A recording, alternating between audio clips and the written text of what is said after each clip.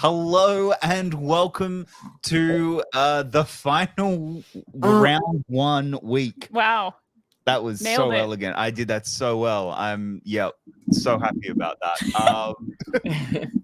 Welcome to We've made it through. We're how has these 8 it's weeks flying gone? by. It's Absolutely flown flying. by. Round 1. Our last week of new movies, guys. Yep. Last week of you guys actually like talking about movies for the first time in this bracket. Got from here on in, we only do movies we've already discussed. So how is everyone? Adam, Marisol, how are you guys?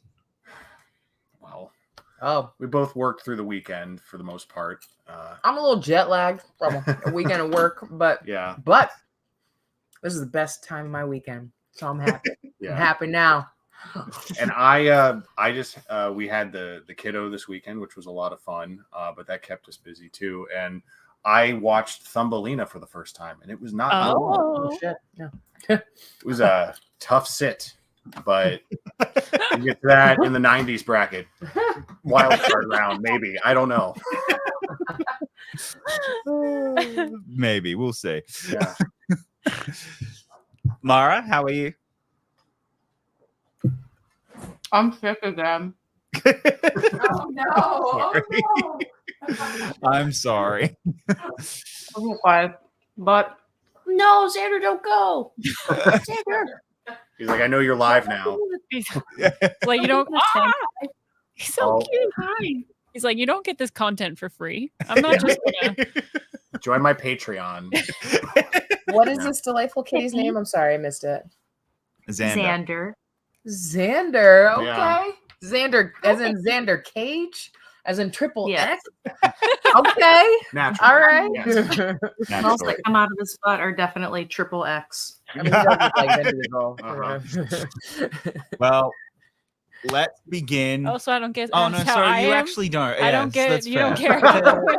Taylor, how are you? Good start to the show. Oh, I'm. You definitely just took a dump, buddy. I could tell. We're nailing it. Taylor, how are you? I'm great. Thanks for asking. I'm glad you really want to know how I'm doing. All right. Well, let's begin with our first. We're talking about a new movie, a movie we've already discussed very heavily. Oh yeah. Already. Yeah. Yep. Here we go. The wild card winner, Mission Impossible: Ghost Protocol, makes its appearance again versus Bridesmaids. Adam, because I know how much you love this movie and how happy you were that it made it through the entire wild card, I'm going to start with you. Don't mischaracterize me, sir, because that is only a partial truth. I think Ghost Protocol is the bee's knees, and you know it. But I am frustrated with the situation in which it found itself in this bracket because you made it dance on the graves of two of the best action sequels of all time, which was unnecessarily cannibalistic, and I will never forgive you. John Wick chapters 2 and 3 deserved better. They deserved more oxygen, and that's out of my system. Ghost Protocol is just Ghost Protocol. Whoa. I think it's terrific. We've been over this before in the wild card round ad nauseum, and I want to yield the floor to many of you who I think can speak to its greatness in a lot of ways. But for my part, I just love the way it really solidified the new ensemble. We got Simon Pegg in part 3, but you really get to see him, find his own here. My biggest complaint is that Paula Patton didn't come back for any of the sequels, but I know that's kind of like a popular thing in the franchise to have one-off characters. And Bridesmaids is a movie that I still enjoy. I'll watch it once in a while. Although nowadays it's less of a throw on and watch it start to finish, and more of a I'll catch it on cable and I'll watch like 40-minute chunks and laugh. I have some scenes that are my favorite. Specifically, like the airplane sequence is probably one of my favorite sequences in the whole thing. And I just want to give this movie some credit, because I think it's quite funny. And I think, obviously we got this huge deluge of Melissa McCarthy projects following this film, and a lot of them aren't great, but I also am happy for her success, and I think she's done a lot of great work since Bridesmaids came out. And I think it's really, really funny. But it is apples and oranges here. And, if I were at the farther end, depending on how this bracket goes, I might vote a little differently, because I want there to be representation here, but I will vote for Ghost Protocol, with the caveat that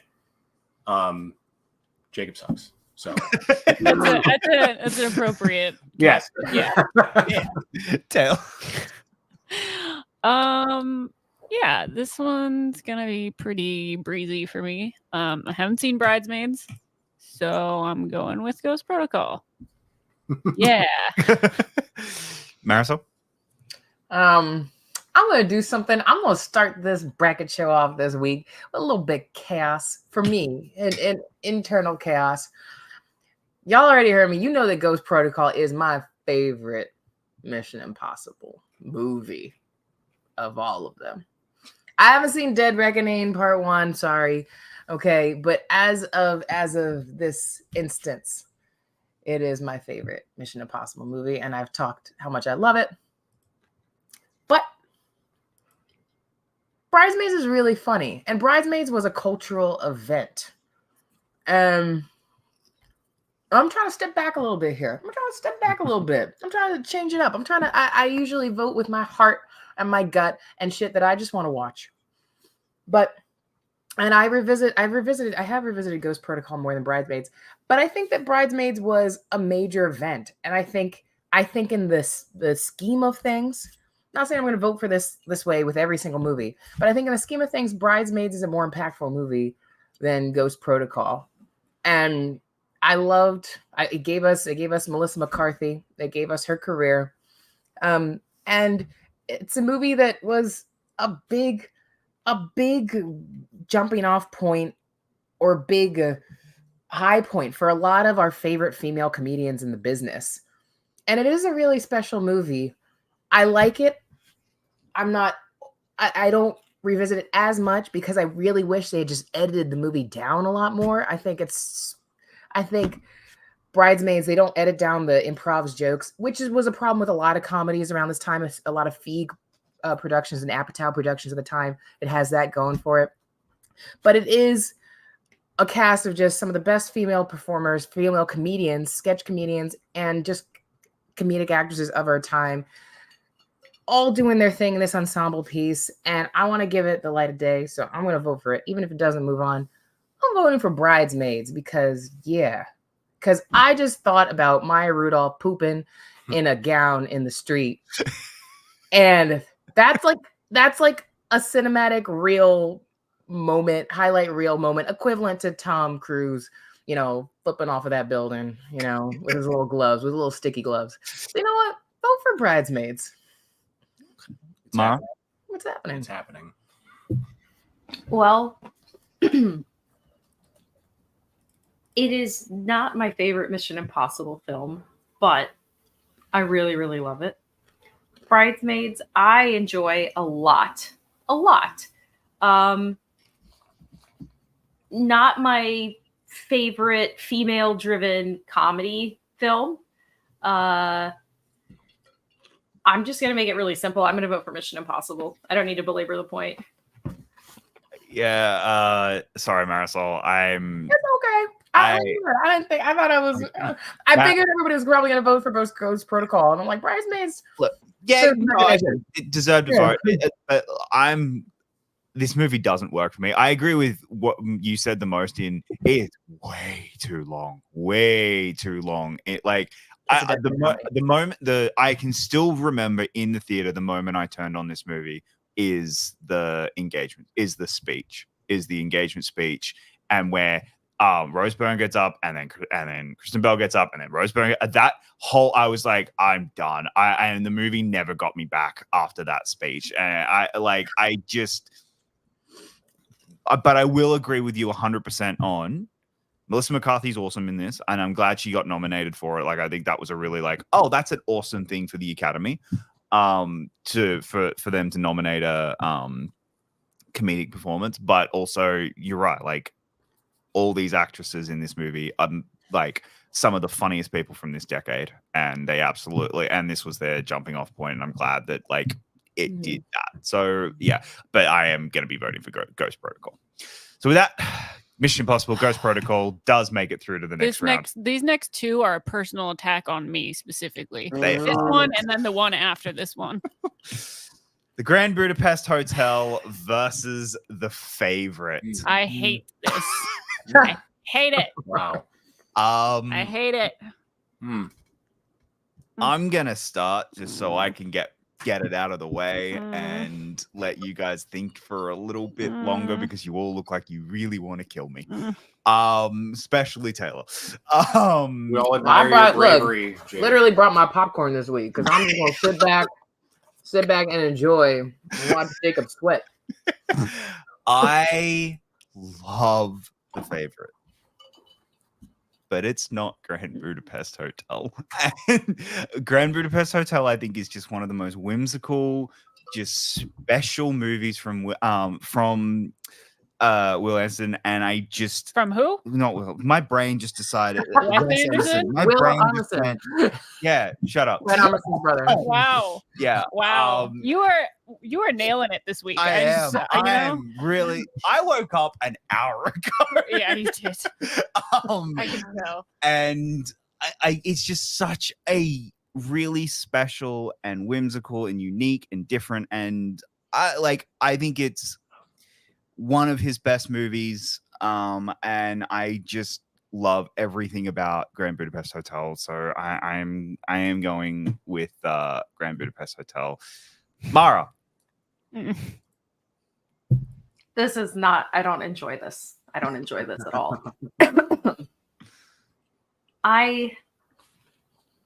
In hindsight, I really wish I had watched these movies back to back, because I think that's the only way I could know for sure which one I should pick. Like, I could pick either one on any given day, because I do agree with you. I love the whimsy. I love the production design of Grand Budapest Hotel. It's not my favorite Wes Anderson, because I think that's Royal Tenenbaums. I have a lot of nostalgia for it, and I saw it at like a really perfect time in my maturation. And also, of course, I have the Tony Revolori of it all. But I really love, I think it's just the nastiness. I love the nastiness of The Favorite. That movie is fucking mean. And Olivia Colman is just delightful in it. Like, I want her to scream in my face. I want her to hurt me. I want her to hurt me emotionally. And I don't know, they're just like, the three leads are all so wonderful. And I mean, also, like, it's cast so well from supporting. The costume design, like, my God, the heavy fabrics. They're both so different, but so the same. Like, these are artisanal films. Like, these are crafted motion pictures. Like, this is deliberate filmmaking and deliberate acting. And okay, because you made me go early, and I would like to keep this very, very interesting, because I fucking love both these movies. I'm going to pick The Favorite, so that way the responsibility is thrust upon others. so fuck all of everyone else. I love you guys. Would you like to go next, or do you want to go late? I don't know. Sometimes it hurts more going last when you're torn, because you feel hopeless. I don't know. Yeah. Because the decision is literally Yeah, on. thanks, Jacob. Yeah.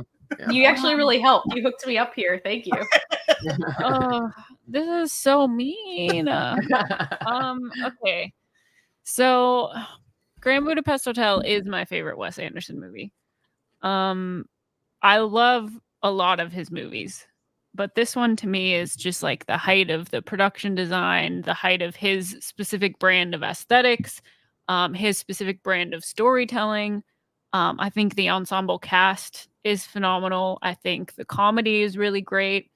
I think the whimsy of it works really well. I love that it is does have that whimsy, but it also has that undercurrent of reality. You know, it has it we don't necessarily get our happy ending, and we get this whimsical, magical kind of backdrop, but we do get that kind of human element of it, which I really love. The favorite is just like it's a lot, and I mean that as a compliment. It is Emma Stone and Olivia Colman and Rachel Weisz just giving us everything.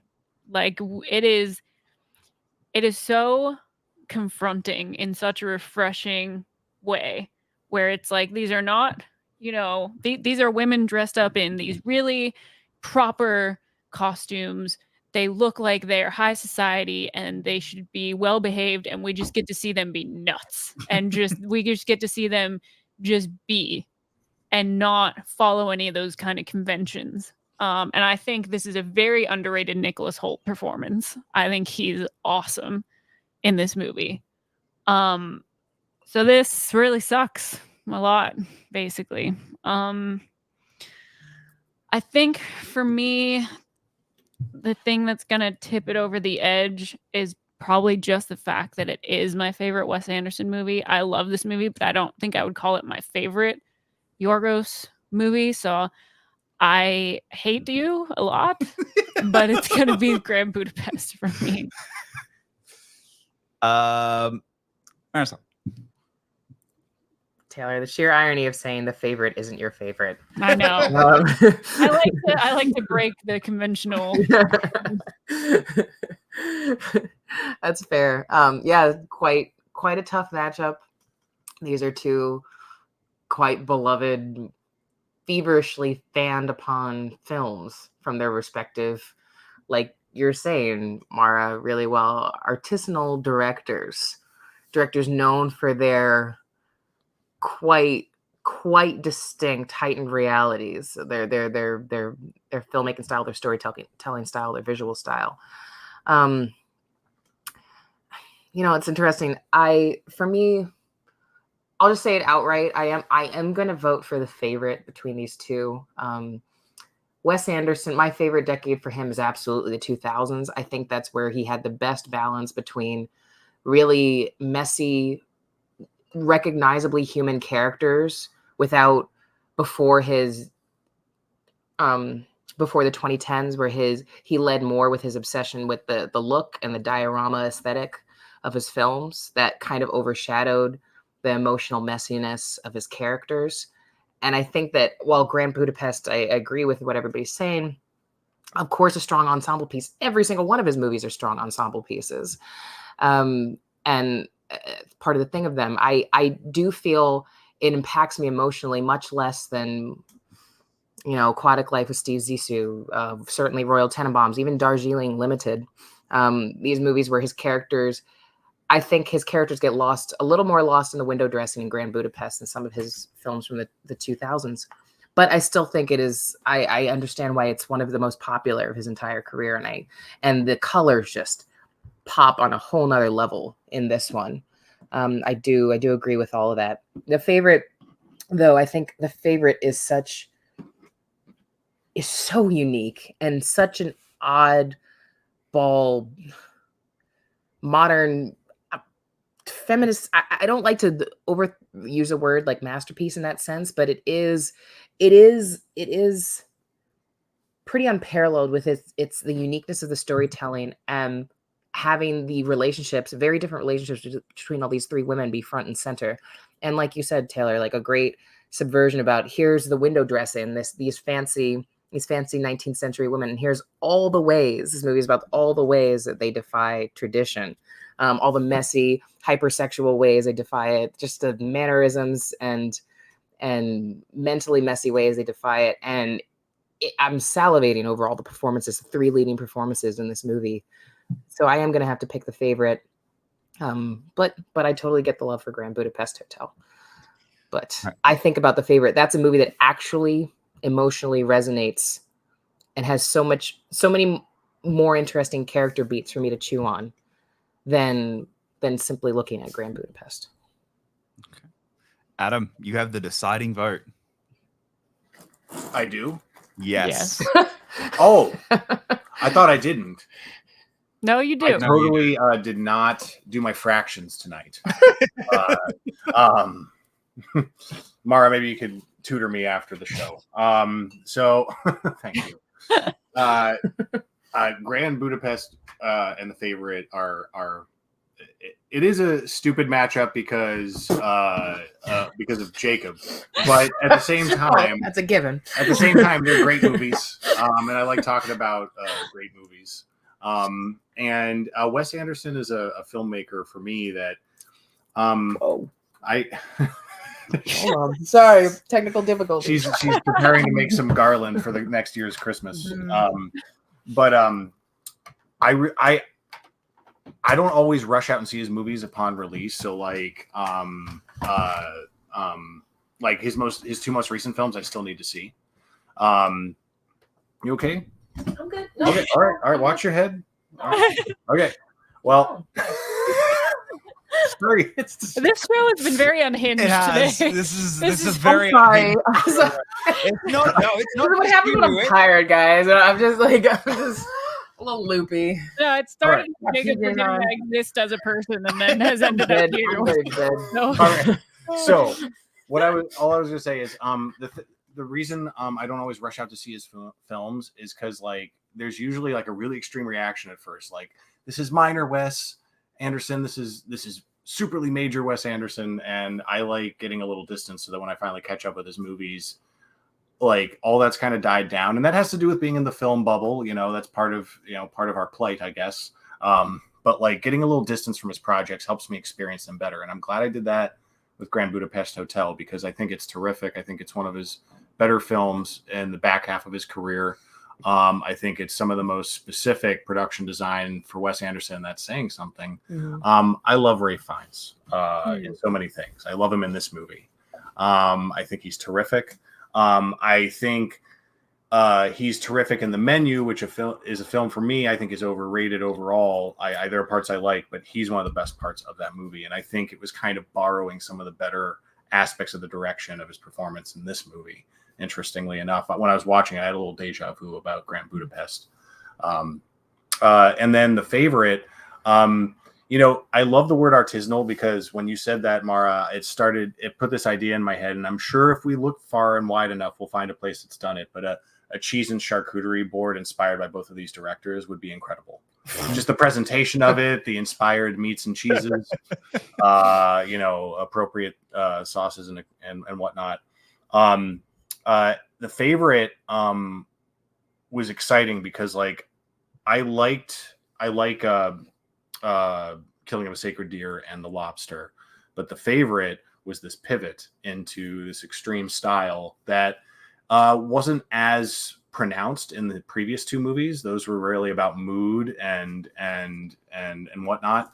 And The Favorite was just this really exciting shift into a specific aesthetic for Lanthimos that I found really exciting. The movie reminds me a lot of Amadeus in a really good way. Yeah, it's just like, it's one of the reasons why I liked it so much when I saw it. It was like Amadeus, but all ladies, let's go. And all like, chicks. Yeah. And just bucking tradition, but not like, not in the austere Little Women way, which is cool too. Like, you had to work within the framework of the time. Jane Eyre. But The Favorite is just so fun to watch. You get new things out of it every time, but you do with Grand Budapest as well. And for me, I'm going to err slightly into my own personal sensibilities, which is The Favorite, but it's a narrow margin. So The Favorite, and I feel special because I got a deciding vote. Oh, okay. Adam had the first deciding vote of the night, and with that, The Favorite does move on. I'm not mad about it. I'm not mad about it. All right, I'm going to let you start this one. Okay. Blade Runner 2049 versus Rush. I'm so sad. My beloved Rush is going to get crushed. Okay. I'm going to talk about Rush before it dies a really horrible death. Because I love Blade Runner 2049, but I'm about to have a moment here. So Rush is still somehow underappreciated. Like, it has been finding a steady audience since 2013, but it is still just like does not get talked about enough. I think this is still some of Chris Hemsworth's best work.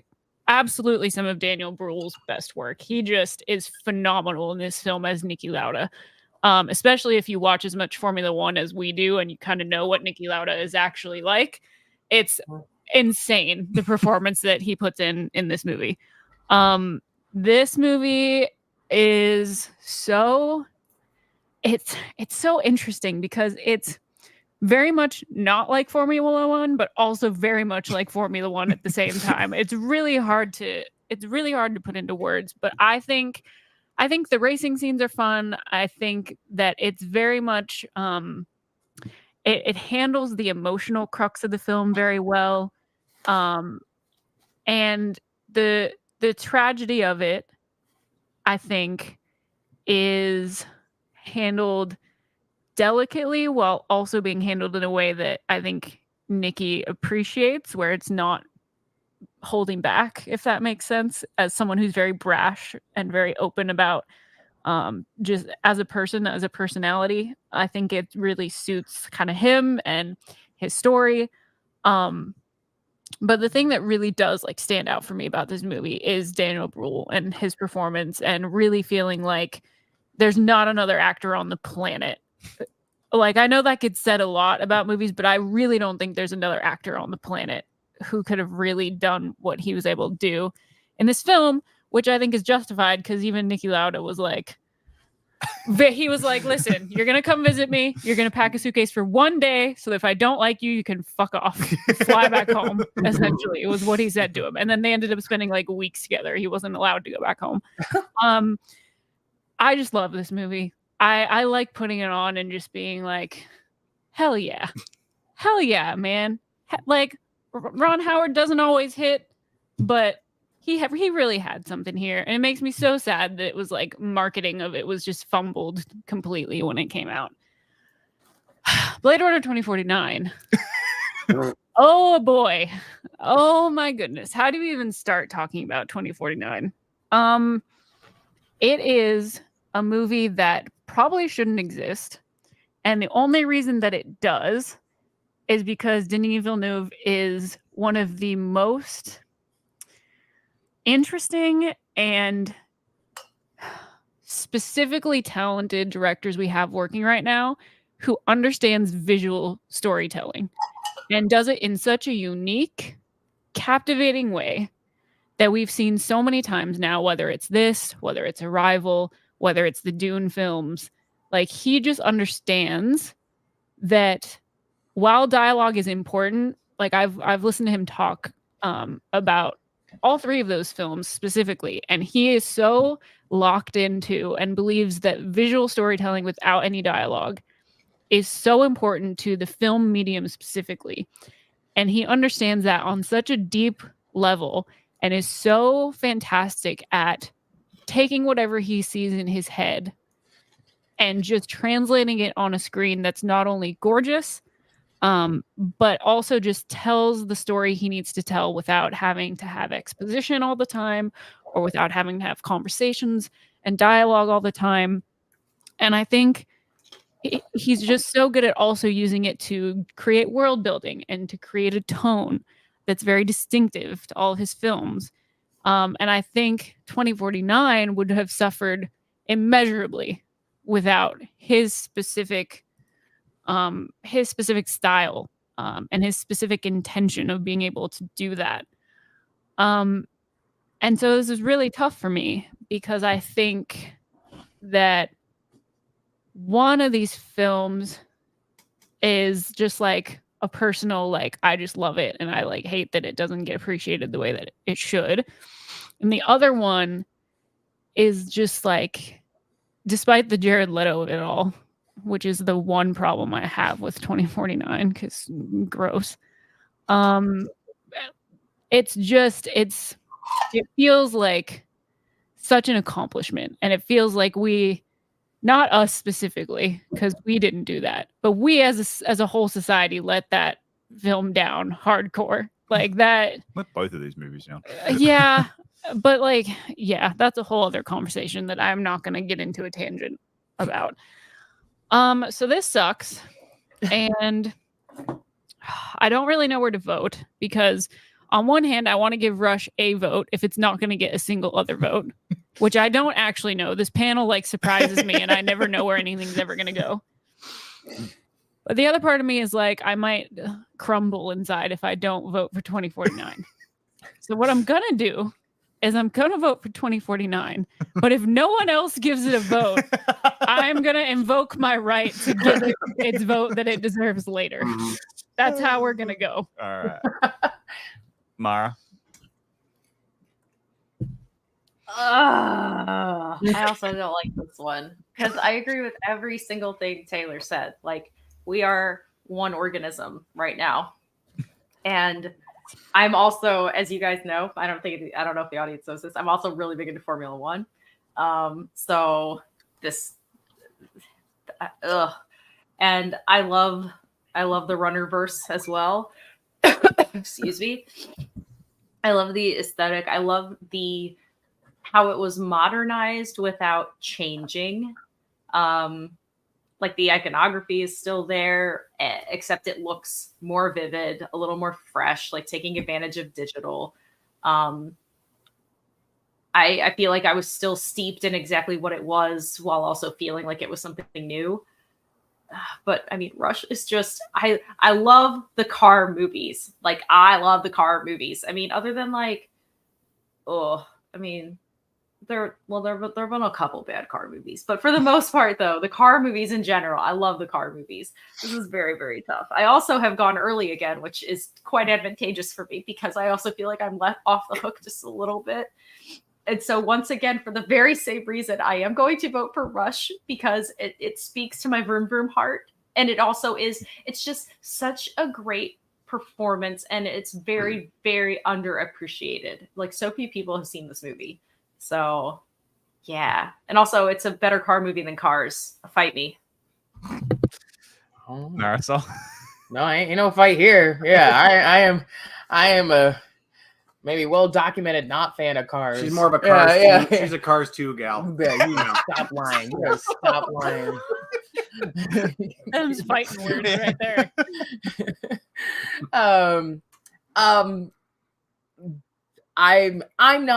I'm not that torn about this. This one's very straightforward for me.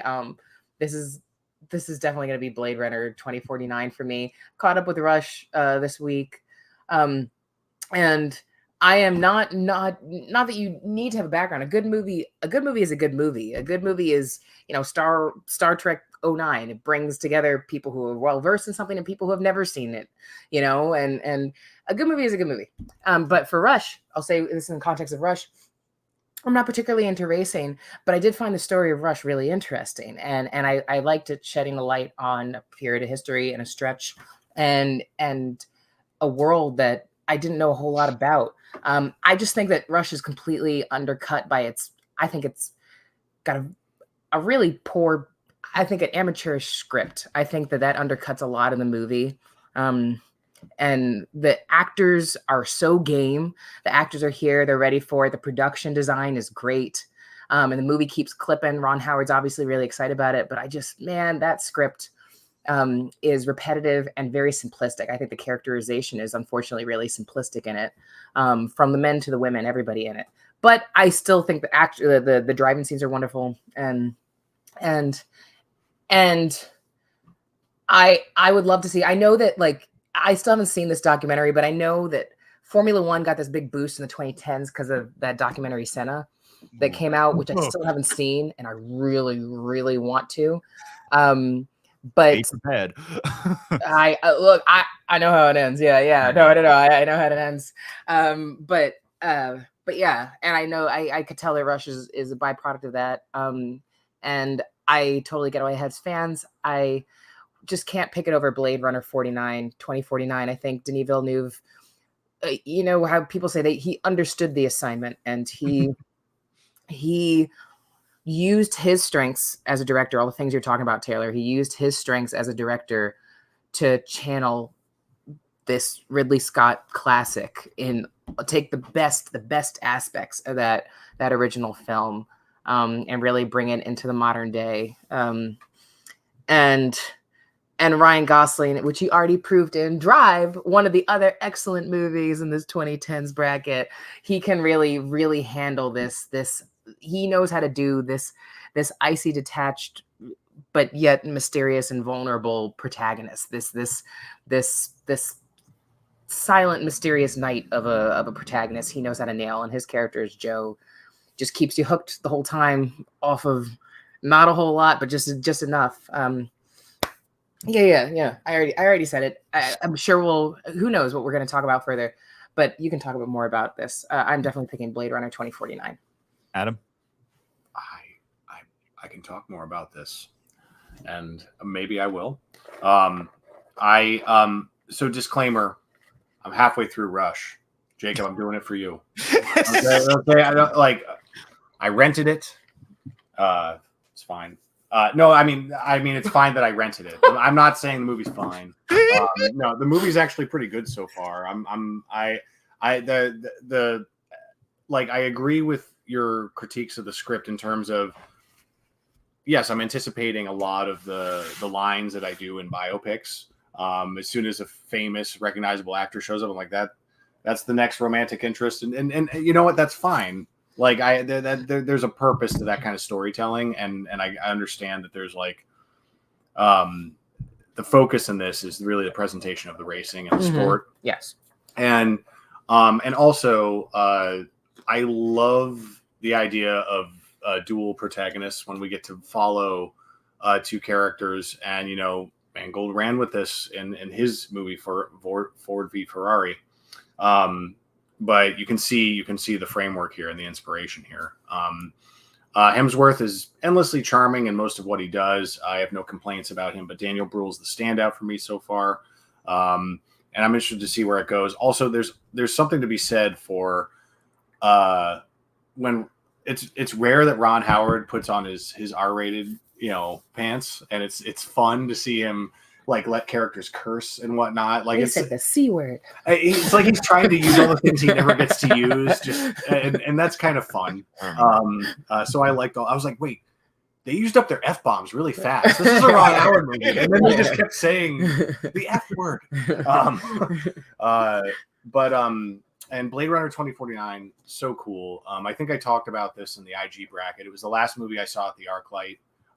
Granted, I'm not a LA full-time person, but back when it came out, I saw it in the Cinerama Dome, and I'm so glad I did.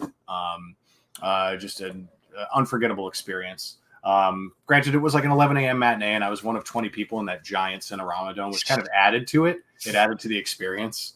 The movie feels so boundless, and the cavernous presentation of that theater really added to it. I love Gosling's performance. I think Harrison Ford is used well.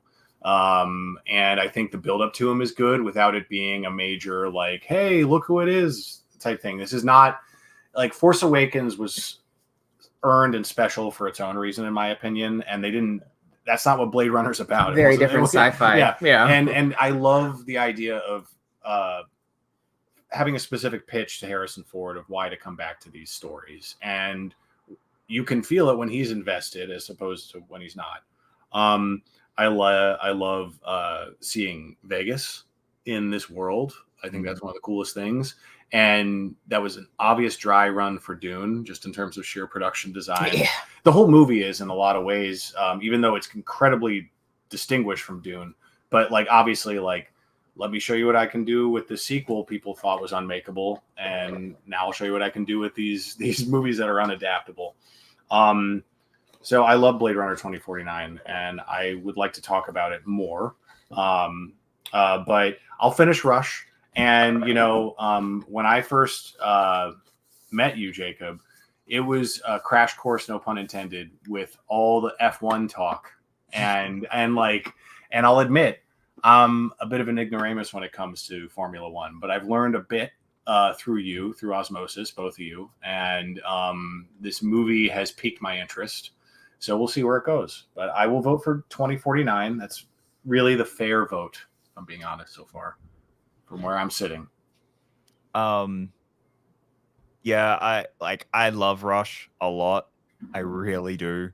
But this and the other movie that we're going to talk about later in this bracket is what really got me to fall in love with Denis Villeneuve. Because up until both of those movies, I was he's okay. Because I didn't like Prisoners. I didn't like I like Sicario, but I wasn't like over the moon with Sicario. Like I wasn't in love with Villeneuve as a director. And then he went the 1-2 punch of Arrival and Blade Runner, and I just went, okay, I understand exactly why everyone loves this guy. Because what he does with Blade Runner is ridiculous and incredible, and we will talk about it later because it's going through the next round. But Rush is such a good movie. All right, it deserved a vote. Yes. All right. Hey, let's break Jacob's heart now. Arthur Christmas versus Phantom Thread. Sorry. All right, all of you. I'm not going first. I'm making a drink, but That's- I'm listening. Okay. Do you want to go first? No, because I'll wax lyrical when it ends, when it's already dead. Okay, Taylor, enough. I'll let you. All right. Start. All right. So I haven't seen Arthur Christmas. I'm sorry, but even if I had, I can guarantee you it was not going to win over the Phantom Thread. I can guarantee you there's no universe where that was happening for me. So I'm a bit of a newbie to Paul Thomas Anderson. I started watching his movies last year when I watched Magnolia. Yeah. So I've just started diving into his films. And Phantom Thread is gorgeous. Oh my goodness. This movie is stunning in every possible way. Like it's so interesting. It's such an interesting film because it takes the concept of fashion and being a seamstress and having like a muse as an artist and really takes it in a direction that I personally haven't seen before. It's a film where me personally, I find the characters, the two central characters who have the love story in Reynolds and Alma, their dynamic is so captivating because there's warmth there, but not most of the time. Like it starts off that way, but then their dynamic is very much, it's almost like they're constantly playing some kind of cat and mouse game. Like they're both very clever and they're both very, they have the capacity to be spiteful and they're just very textured, complicated people as characters, which I feel like sometimes moviegoers can take for granted because that's not always the case. A lot of films just present these kind of surface level characters that you're expected to be invested in, but that's definitely not the case here. And the performances are astonishing. I think the tone of the film is beautiful. I think the costume design is incredible. And I just really love the way that the dynamic of their relationship shifts as they get to know each other and as they spend more time in a relationship with each other. And I love the way that the film actually ends. I'm not going to get super into it because I don't actually want to spoil it for anyone who hasn't seen it because I was not expecting the ending to go there. But I think it fits so well for their characters that it goes the way that it does. And I like that it's still messy. Like we do get a conclusion, but it's not your typical kind of ending to a love story. And I was kind of mad at myself after I watched it this year, being like, what was I doing in 2017 that was more important than me actually watching this movie? That's kind of ridiculous. So yes, Phantom Thread is definitely getting my vote. Marisol? Oh, sorry, Jacob, for cackling viciously at the beginning of this matchup. but look, it's been a long week. I too, like Taylor, have not seen Arthur Christmas. I'm sure it's a delightful Christmas movie. I will say, even if I had, I don't know, unless some wild kinky shit happens in Arthur Christmas that was not in the trailer for it. It's not gonna top Paul Thomas Anderson and Phantom Thread for me. I'm sorry. But yeah, I mean, you were already saying it, Taylor. Phantom Thread also took me a long time to see this movie. Way too long. I underestimated this. I was like, oh, that looks a little stuffy. It's just about a fashion designer. It's probably not that interesting. What could it be about? It's just about fashion. Oh my God, how wrong I was. Like how wrong I was. It's such a twisted, hyper-specific love story. I say love, or a story about love, a story about love and love between two people who find a connection to each other by having by pitting a sense of control against each other. Some people, I'm sure, find this movie incredibly romantic. Me, I was like, that's fucked up, but very interesting to watch. Like, just very interesting to watch. And like many Paul Thomas Andersons, some of his best ones, like The Master and There Will Be Blood, he's on that like intensity mode in Phantom Thread. And it's just the tension throughout every single interaction, every single scene, especially when they're like eating breakfast. Oh my God. The tension around making noise at breakfast is just, it's just like, I'm like holding my breath watching this movie. And he just knocks it out of the park again with this movie. And I hope this movie goes pretty far, because this is a phenomenal movie that evolves into something you would never see coming. I totally agree with you, Taylor. My favorite part of it is like the first like 3/4 of it. And then the last like quarter of it, I'm like, like it becomes something different. And I'm like, I'm on board with it, but I think I like the first three-quarters of it more. But I could still say it ends a way I wasn't expecting and I would never see coming. And so sorry, Jacob, this is easily Phantom Thread. I hope we talk about it more. Adam? Arthur Christmas all the way. I'm sorry, man. I hope you get to talk a lot about Arthur Christmas soon. I want to see Arthur Christmas and like Arthur and Santa. Sorry, real quick. I just want to see Arthur and Santa have like a relationship, like Alma have. That would be wild. That's what I'm talking about. A little weird, given who Arthur Christmas is in the movie, but okay. Oh, never mind. Oops. Hey, you never know. It's his grandson. Lars von Trier's Arthur Christmas. I would watch that. Sorry. I'm sorry. Yeah, no, I'll watch. I'll get. I'm sorry, man. I'm sorry.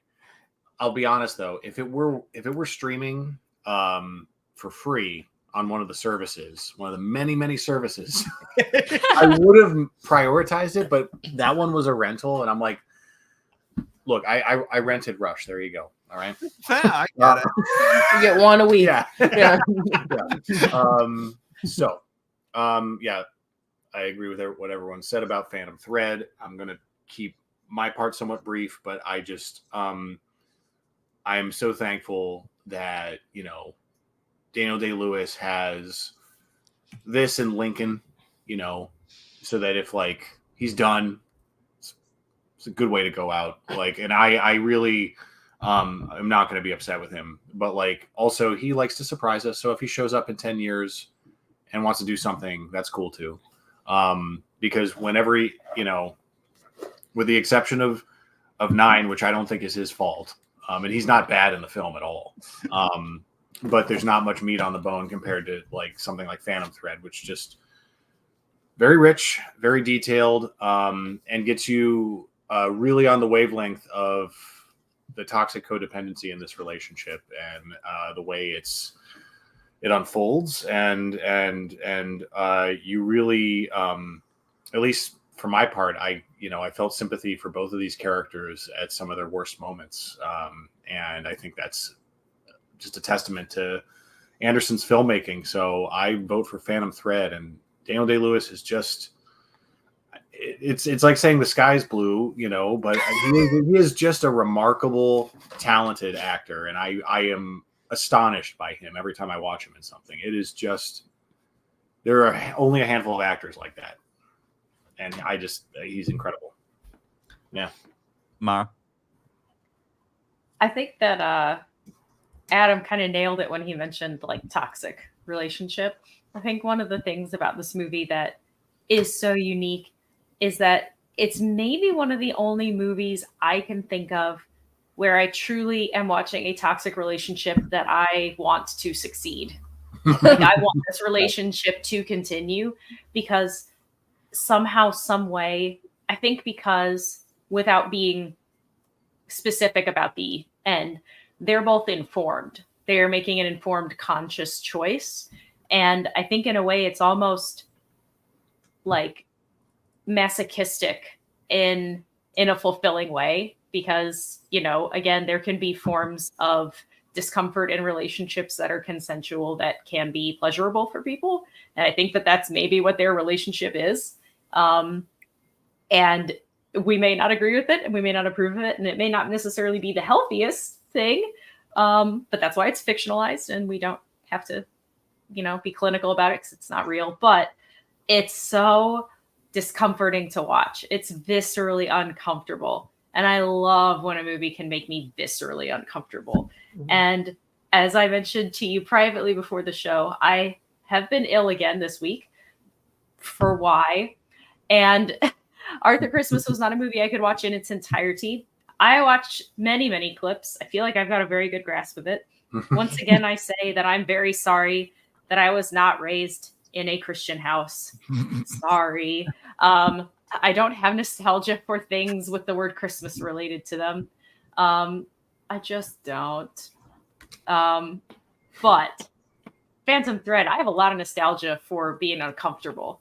And I really do. I know this sounds weird. I have like a vendetta against Daniel Day-Lewis because of course Lincoln had to come out the same fucking year as Lincoln's because I really wanted Hugh Jackman to win Dad Oscar. And I refused to watch Lincoln until last year because I was like, I don't want to know. I don't want to know that it's better. I want to just live in I want to be ignorant of the fact that it's better. So that way I can just live in my imaginary dream world where Lincoln just never existed. But this movie is just so undeniably amazing, as are basically all of his performances. But yeah, and also I just imagine the fact that, of course, he probably knew how to make me like a gorgeous designer dress because of this movie. And now I want him to make me a gorgeous designer gown. So yeah, I'm so sorry. But Phantom Thread for the win, baby. I'm not going to belabor the point because, yeah, Phantom Thread has gone through. I would have voted for Arthur Christmas. Now, Arthur Christmas is, again, it's not like Klaus, where Klaus tells the story of the origins of Christmas. This is just, hey, this is Christmas every year, and it's such a unique and different and weird take on it. It's by Aardman Entertainment, and they're the same guys who do Wallace and Gromit, who did Flushed Away. There's like some of my favorite animated films from these guys. They are just so clever and original and different, and that's what this is. And it's just a clever take on the Christmas story, on what it means to be on family, on like what it means to be in love with something and not quite succeed. There's so much about it that I just love the way it does its storytelling and the way it does family and the heart of it all. It's just got such a big heart, and that's just why I love this movie so much. So yeah, I'm gonna go. I am gonna vote for Arthur Christmas, even though Phantom Thread has murdered it. I'm excited by the prospect that Phantom Thread going through means you finally have to watch Phantom Thread as well. I'll get to it. All right. Speaking of someone who retired and then came back, The Wind Rises versus Annihilation. Adam, I'm going to start with you. Yeah. Well, yeah. Neat. The Wind Rises is a film I haven't seen. A few blind spots this week, guys. You know, I'm somewhat proud of myself for what I've been able to see during this bracket show, but this week was a soft week for me, so I'm sorry. Wind Rises, I will see. Based off the strength of Miyazaki's resume, I have no doubt I will enjoy and appreciate this movie. But I have to recuse myself from talking about it too much. I think Annihilation is pretty fascinating. I think it's reductive to say I don't like it as much as Ex Machina, but I appreciate all the things it's exploring. And I love seeing Natalie Portman with a gun 3 times the size of her, and like making it believable when she used it. I love all the Lovecraftian weird shit in this film. That stuff sings to me on every level. And I love the idea of them, crossing over into this otherworldly place and piecing together the mystery of what happened, with everything. And the final, stretch of the film does feel a lot like the end of 2001: A Space Odyssey. And I think a lot of films get over compared to 2001, but I think they get compared very broadly. And this is more of a specific comparison I drew when I saw it. And I think it's a cool, different visual representation of everything that happens at the end of Space Odyssey, but I didn't find it to be, I found it oddly enough to be making a very similar point by the end of the film. But the journey to get there was so interesting. So I'm going to vote for Annihilation because I've seen it. And I wouldn't mind watching it again. I've seen it twice mostly. And really enjoyed seeing it in theaters. But by the time I reached that final stretch of the film, and it wasn't just because of, I was a little distracted by the comparisons I was drawing. I just found that final stretch of pacing started to lose me a little bit. I'm still voting for it, but if The Wind Rises gets through, I will finally see it. I promise. Taylor? I'm gonna get a lot of hate in the chat here. So I've seen 2 Miyazaki films at this point, and I have not particularly enjoyed either of them. I don't think. I have a tough time with them for some reason, which it's been tough for me because everyone sings the praises of them so much, and they've been so built up for me for 15 years now, however long, I just haven't gotten around to watching them until recently. And it wasn't the two of his bad ones. It was Spirited Away and Boy and the Heron. Boy and the Heron. Yeah. So it's not like they were So yeah, I don't know. It's I don't like admitting to that because I feel like people are gonna be like, "What's wrong with you?" And I'd be like, "If you can tell me what's wrong with me, that would be great. I would love some insight into why I can't get into these films when everybody else adores them." So that I haven't seen The Wind Rises though, but just based on my track record with Miyazaki so far, I don't know. I do want to get around to trying to watch most of them still, just to kind of see where they fall for me. But that being said, Annihilation, I am the president of the fan club of that movie and have been since it came out. I saw it in a theater and wanted to cry just because I was like, this is everything to me. It's weird and it's visually gorgeous, and Natalie Portman is amazing. I think the whole female ensemble cast is amazing. I think Jennifer Jason Leigh is great. Tessa Thompson is awesome. Seeing Oscar Isaac there for the little bits that he's in, great. Still one of the most horrifying moments to me is seeing that pig skeleton bear thing that sneaks up on them, and you feel like they're gonna meet their untimely demise. The sound design behind the noise that thing makes is horrifying. And the scene where they're walking around and the flowers are taking the shapes of people, and you have that wall kind of in that abandoned building where it's bones and flowers have all become kind of this mural. I love kind of how fantastical and grotesque and just weird that it's willing to be once they go into that bubble. And I love the kind of tension that you never quite know what they're going to run into. They never know what they're going to run into. And this is like the kind of horror that I like, where it's like it's horror, but it's not quite. I love this movie so much. I'm like I said, I'm the president of the fan club. Like if it comes up, I'm gonna talk about it.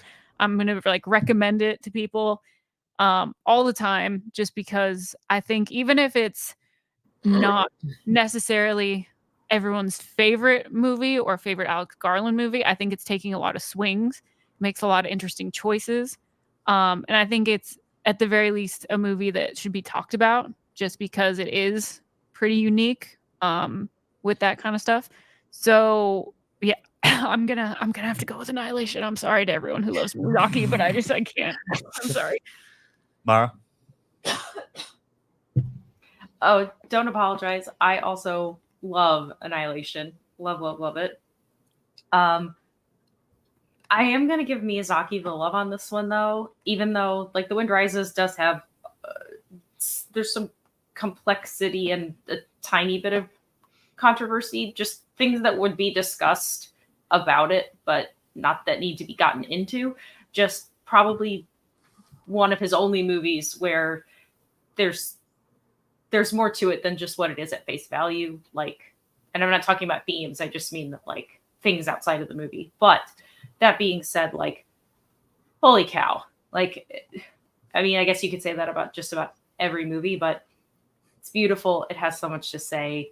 It fits right into everything. I don't know. It's just, it's lovely. It's the exact opposite kind of movie. And I'm sure Annihilation will soar through, and it absolutely deserves to. I love the movie. It is absolutely my jam. But the Wind Rises deserves to have a vote because it is a beautiful movie, so gorgeous. And if you want, Taylor, next month we can watch a Miyazaki movie. We'll watch a fun one. Okay, sweet. Marisol. Damn it. I knew you were going to come to me next. Okay, if you'd rather, I can go and I'll end the suspense. I'm voting for Annihilation. Like I'm gonna go for Annihilation. It's okay.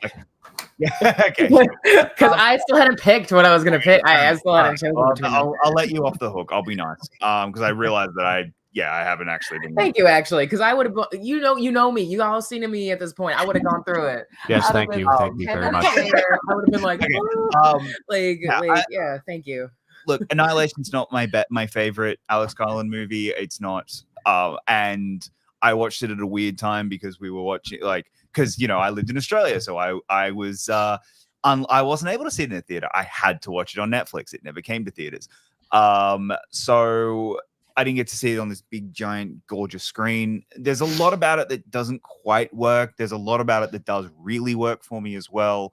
But yeah, I am going to go with Annihilation just because I think it is just one of those movies that just lands with me more so than Wind Rises. I really do love, but it's not top tier Miyazaki for me. So I am going to go with Annihilation. All right, you can breathe now, Marisol. You can decide. You can talk about it. Talk about what you like.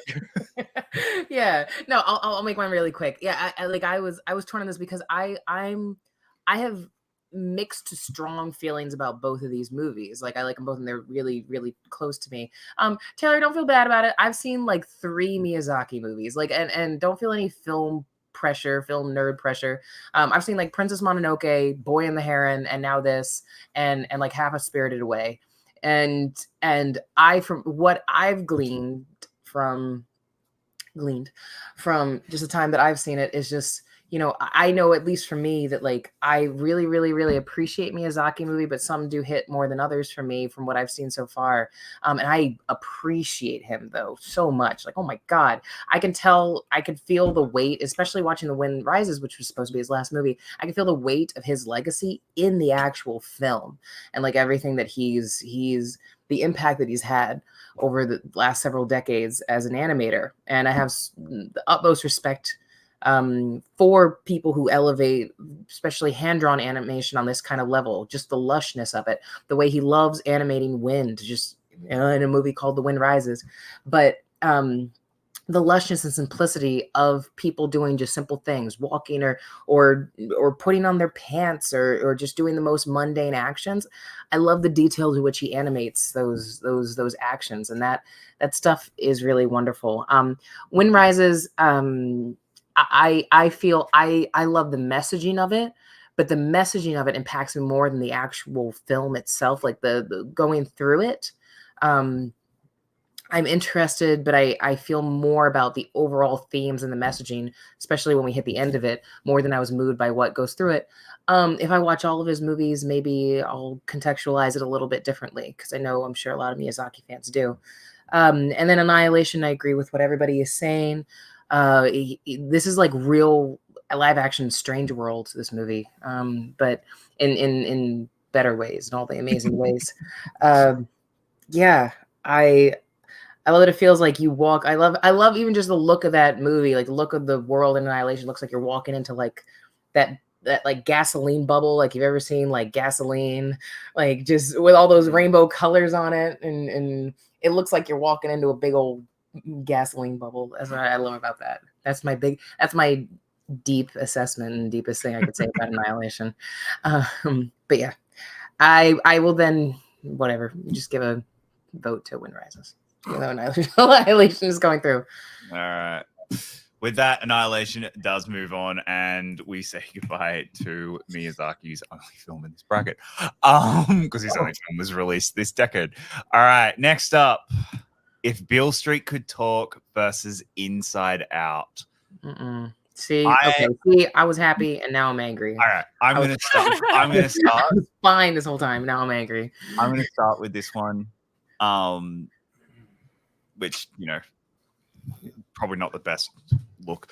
I like Inside Out. Inside Out has a lot of really great moments. Inside Out is a really great animated Pixar movie.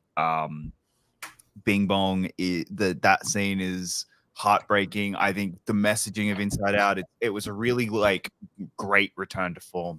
But if Beale Street Could Talk, for me, is Barry Jenkins' best film.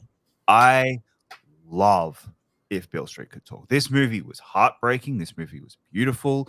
It is just devastating and just such incredible filmmaking. And like the performances are all terrific in this. Everything about this movie I absolutely love so much. So I'm voting for If Beale Street Could Talk. Marisol. Fine. Fine. Make me work this shit out right now. Okay, fine. Second yet. Inside Out, I genuinely think this is one of the strongest, except for Toy Story 3, one of the strongest, absolute strongest Pixars of the 2010s.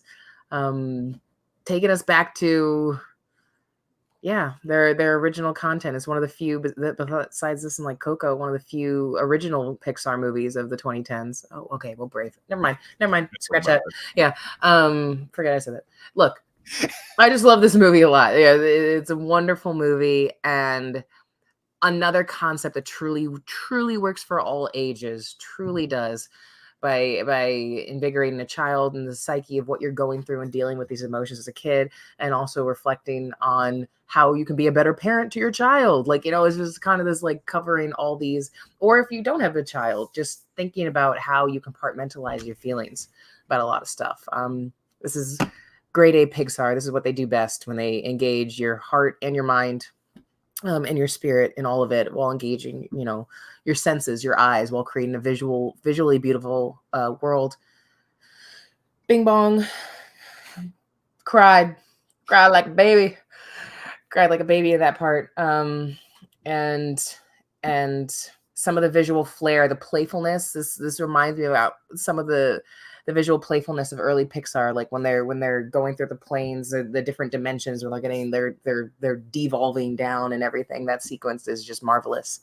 If Beale Street Could Talk, though, also another fantastic film, another one of my favorites. Not stronger than Moonlight for me, but it is wonderful. It feels like a poem in motion. It is a strength of Barry Jenkins. He's a very lyrical director, and this movie feels. I'm happy he teamed up again with Nicholas Bridle. I listened to the soundtrack from If Beale Street Could Talk.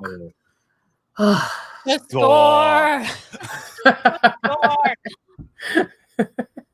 You get it on repeat, endlessly, and I love the delicacy of it. This is a wonderful James Baldwin book. Everybody should read it if they haven't. And the book is just as magical as the film.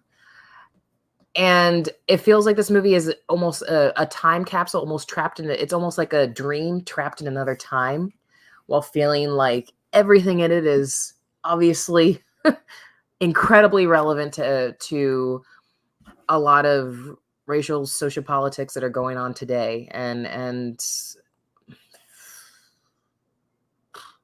I adore the two young actors in it. I adore Kiki Lane. I adore Stefan James. The two of them are just so in love and so dreamy and so believable and so pure. And of course, I adore Regina King's Oscar-winning performance. Good Lord.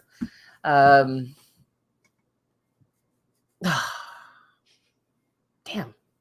I'm going to vote for If Beale Street Could Talk. Okay. Adam? I think If Beale Street Could Talk is truly excellent as well. Love the score.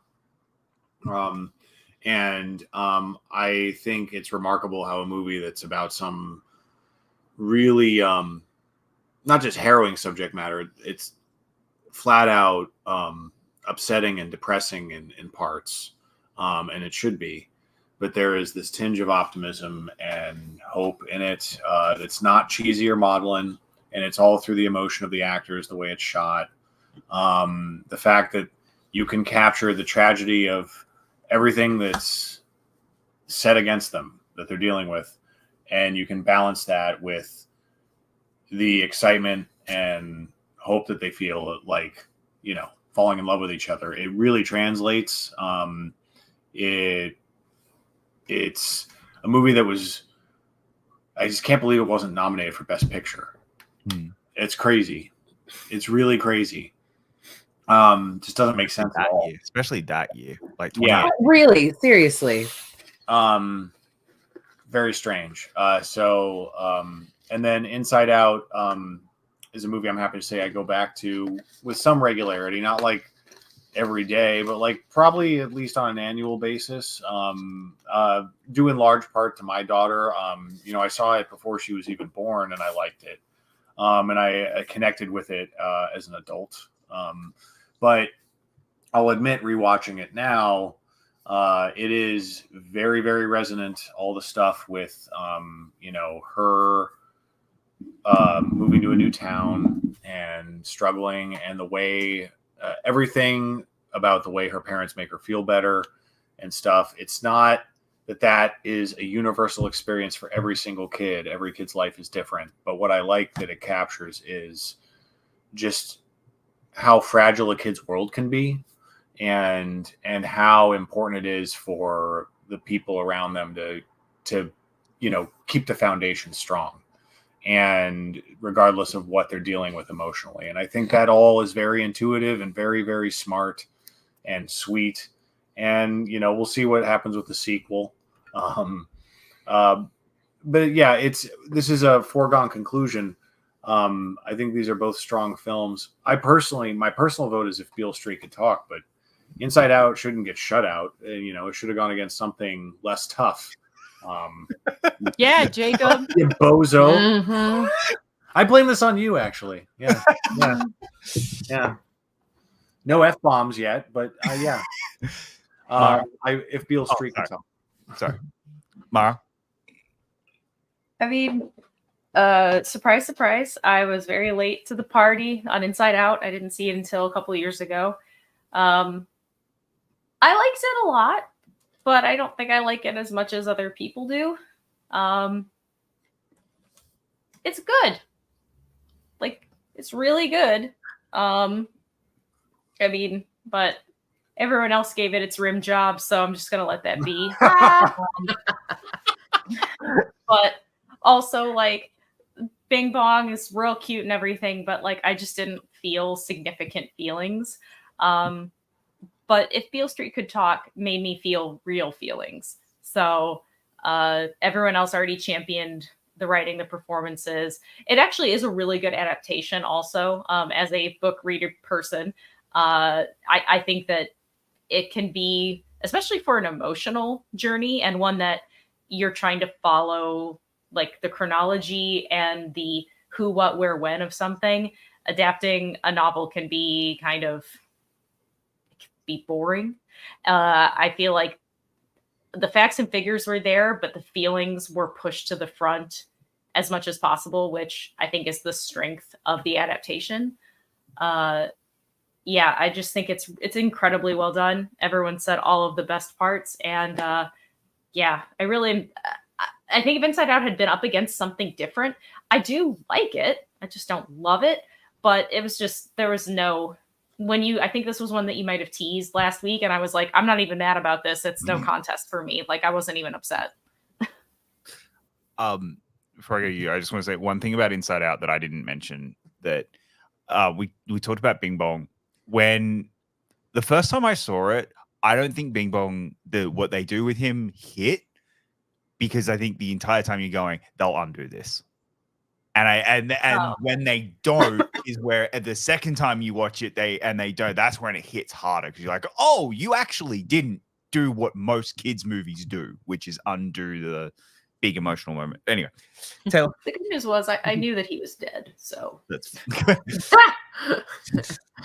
I mean, it doesn't really matter anymore, but I haven't seen Inside Out, so if Beale Street Could Talk, it was going to win anyway.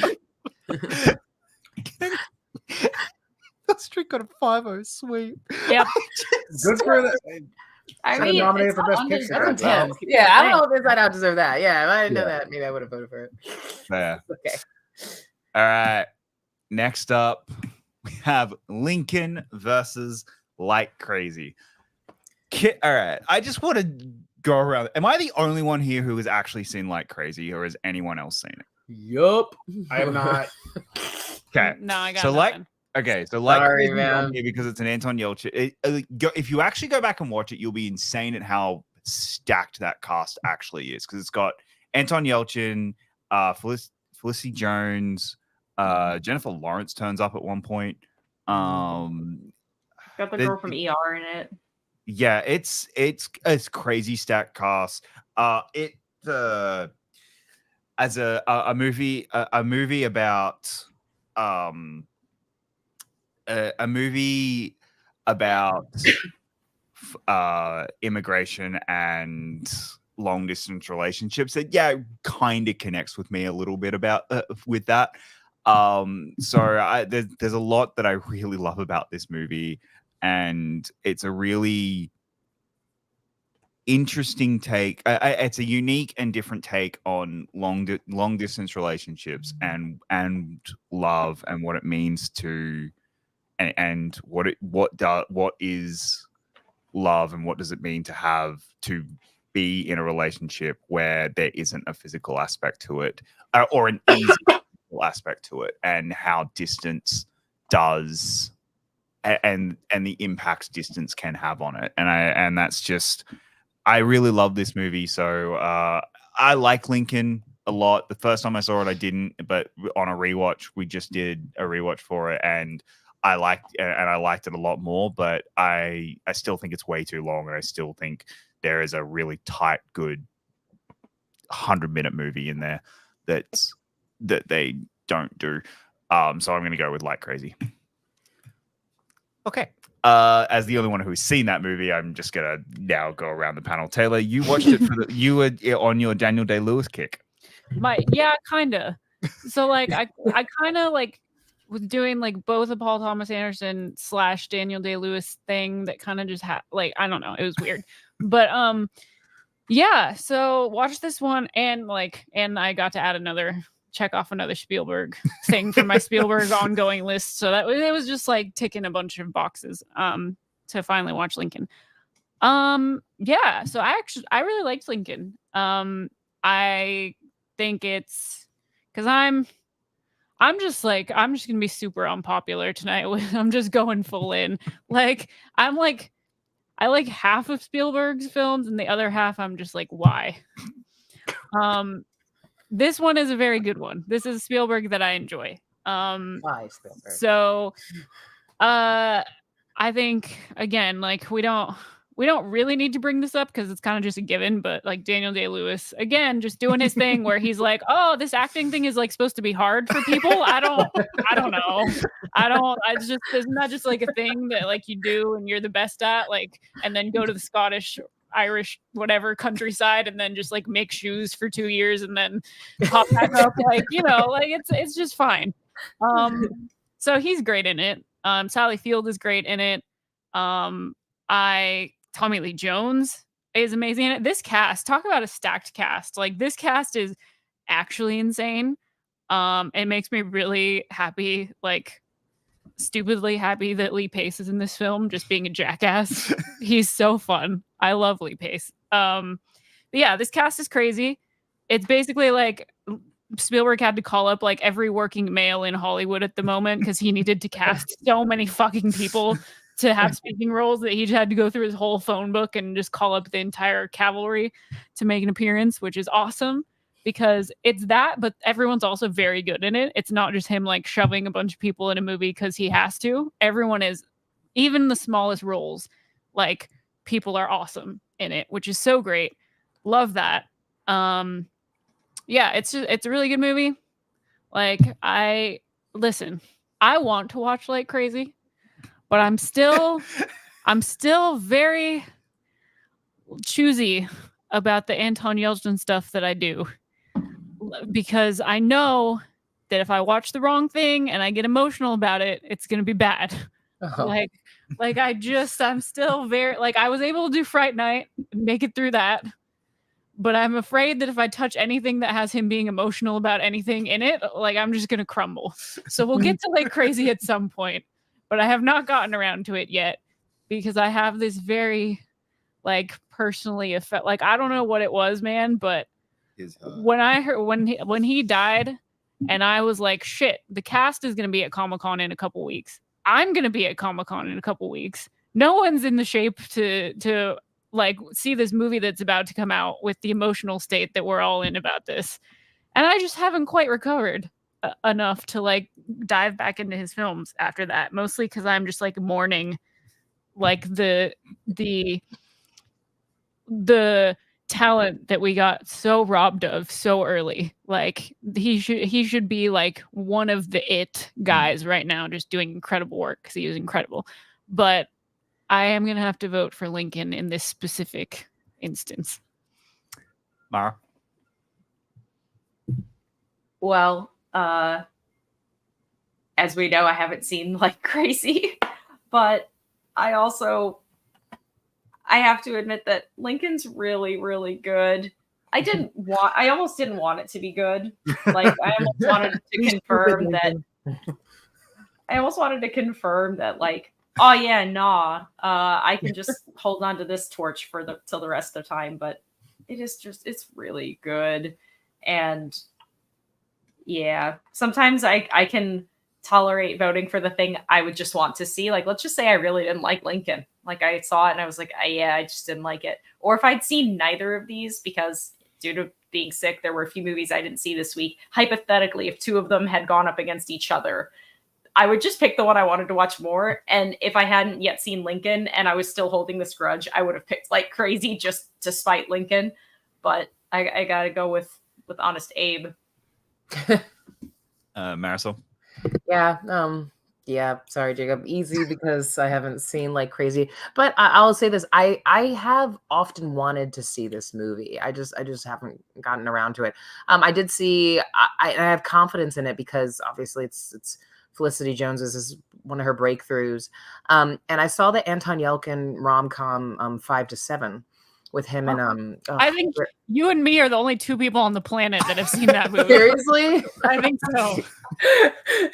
Nice. But yeah, and so I know how vulnerable and sweet and purely in love Anton Yelchin can be in like a movie from that one. So I feel confident that would translate in a story like what seems a very openly like sentimental movie like Crazy. I do really want to see it. I'm not like being dismissive of it like I was with Arthur Christmas, but I do want to see it. But I'm not gonna vote for it over Lincoln because like everybody's saying, I actually think Lincoln is a strong movie, and I had honestly like kind of low expectations from it because I had seen War Horse and I was like, can this not be the treacly cornball fest that War Horse is, which I think is one of Spielberg's worst movies. I'm just gonna say it. I think it's one of his worst movies, which is only because he's made so many great movies. So I didn't not have a lot of confidence going into Lincoln. I was like, this is gonna be a cornball, like junk sucking I Love Lincoln movie, and I was very, very pleasantly surprised. I underestimated the DDL of it all, and I was very pleasantly surprised that I love biopics that obviously aren't cradle to the grave, that focus on a very specific point in somebody's life to say something about their entire life, and that's one of Lincoln's strengths, absolutely. And I like the enlightenment of it. It's like, no, yeah, like the end of the Civil War was about things. It like obviously slavery was a major thing, but there was a lot on the table. There was a lot going on. Other than that, and I think it's very enlightening. I think it's informative and has strong performances all around. So I think I probably would have voted for Lincoln anyway. But I'm gonna vote for it. Adam? Well, even with the outcome of this bracket, I'll make a point of seeing Like Crazy because given the premise of it, and the fact that I have a vested interest in that subject matter, I would yes. No, I can appreciate your perspective on this movie, Jacob, obviously. So I will make a point of seeing it, but it is another blind spot, unfortunately. And with regard to Lincoln, I think it's quite good. And I know going into this week's bracket, everyone was looking forward to hearing about my opinion of 1776, the movie. But I only bring it up to illustrate the point that I think one of the better parts about 1776 is that even though it's a musical, it's really about collecting votes and legislation and how frustrating that is. And they sing about it and that makes it fun. But it's a really arduous, journey, that movie. And Lincoln gets even more specific, obviously much more realistic. And it, one thing I appreciate about the show, The West Wing, is how you get so much shop talk in terms of, what's going on in Congress, politically, the White House, and to get to shift back to one of the most talked about times in history that we all assume we know about, but to actually shed light on things that we knew nothing about. We haven't spoken yet. I just have to shout out Sally Field is fantastic in this movie. I love her as Mary Todd Lincoln.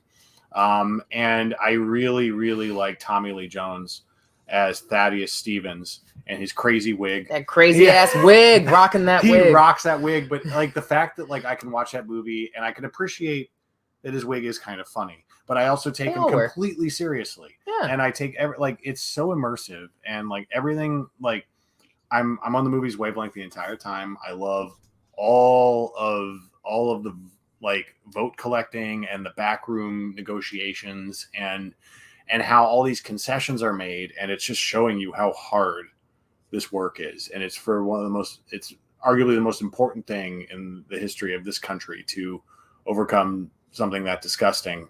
And it'll never be made up for. It's impossible. But like at the same time, this movie like shows you like in the midst of like racism is just like it's always present, obviously, but like in this like period in history, it is like completely taken for granted that it's cool to hate people who aren't white. Like it's totally awesome to do that in this for a lot of people that Lincoln is trying to convince, no, we should fix this. And it doesn't just like there's so much talk about the Civil War. It's like, yes, it was about slavery. It's about all of that, but it also wasn't solved just because the Civil War was won. And to see everything happen in the wake of all this bloodshed, and Lincoln knows, oh Christ, all these people died, all these sons are gone, and we won, but what am I going to do with that victory?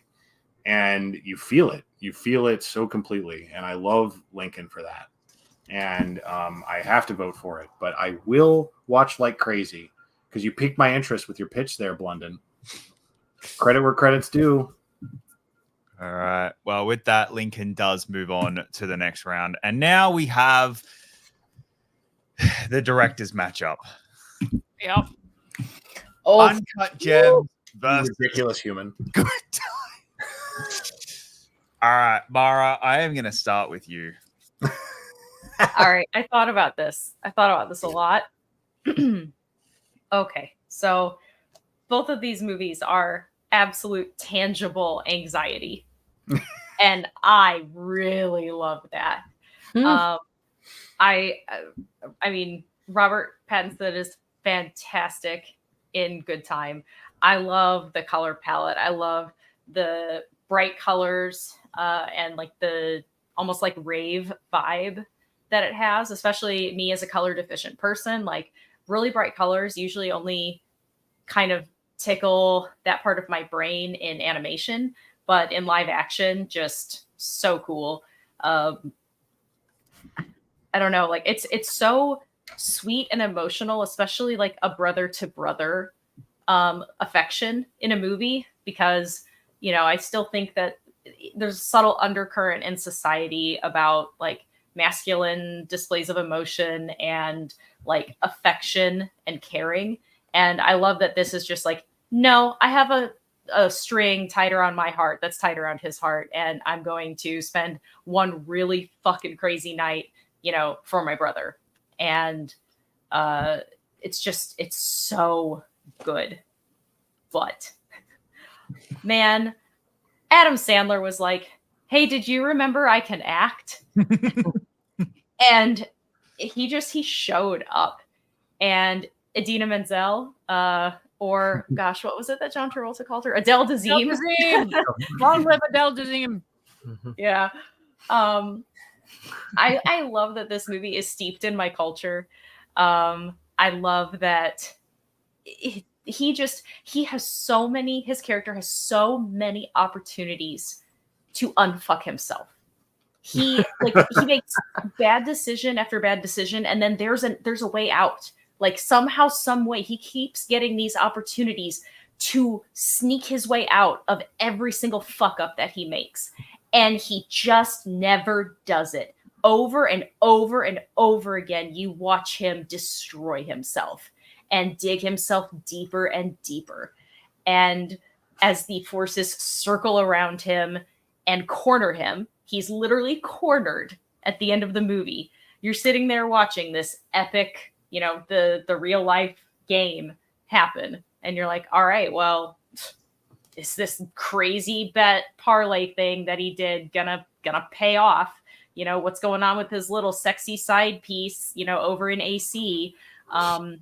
You know, what's gonna happen here? And I gotta be totally honest, the end, I did not see it coming.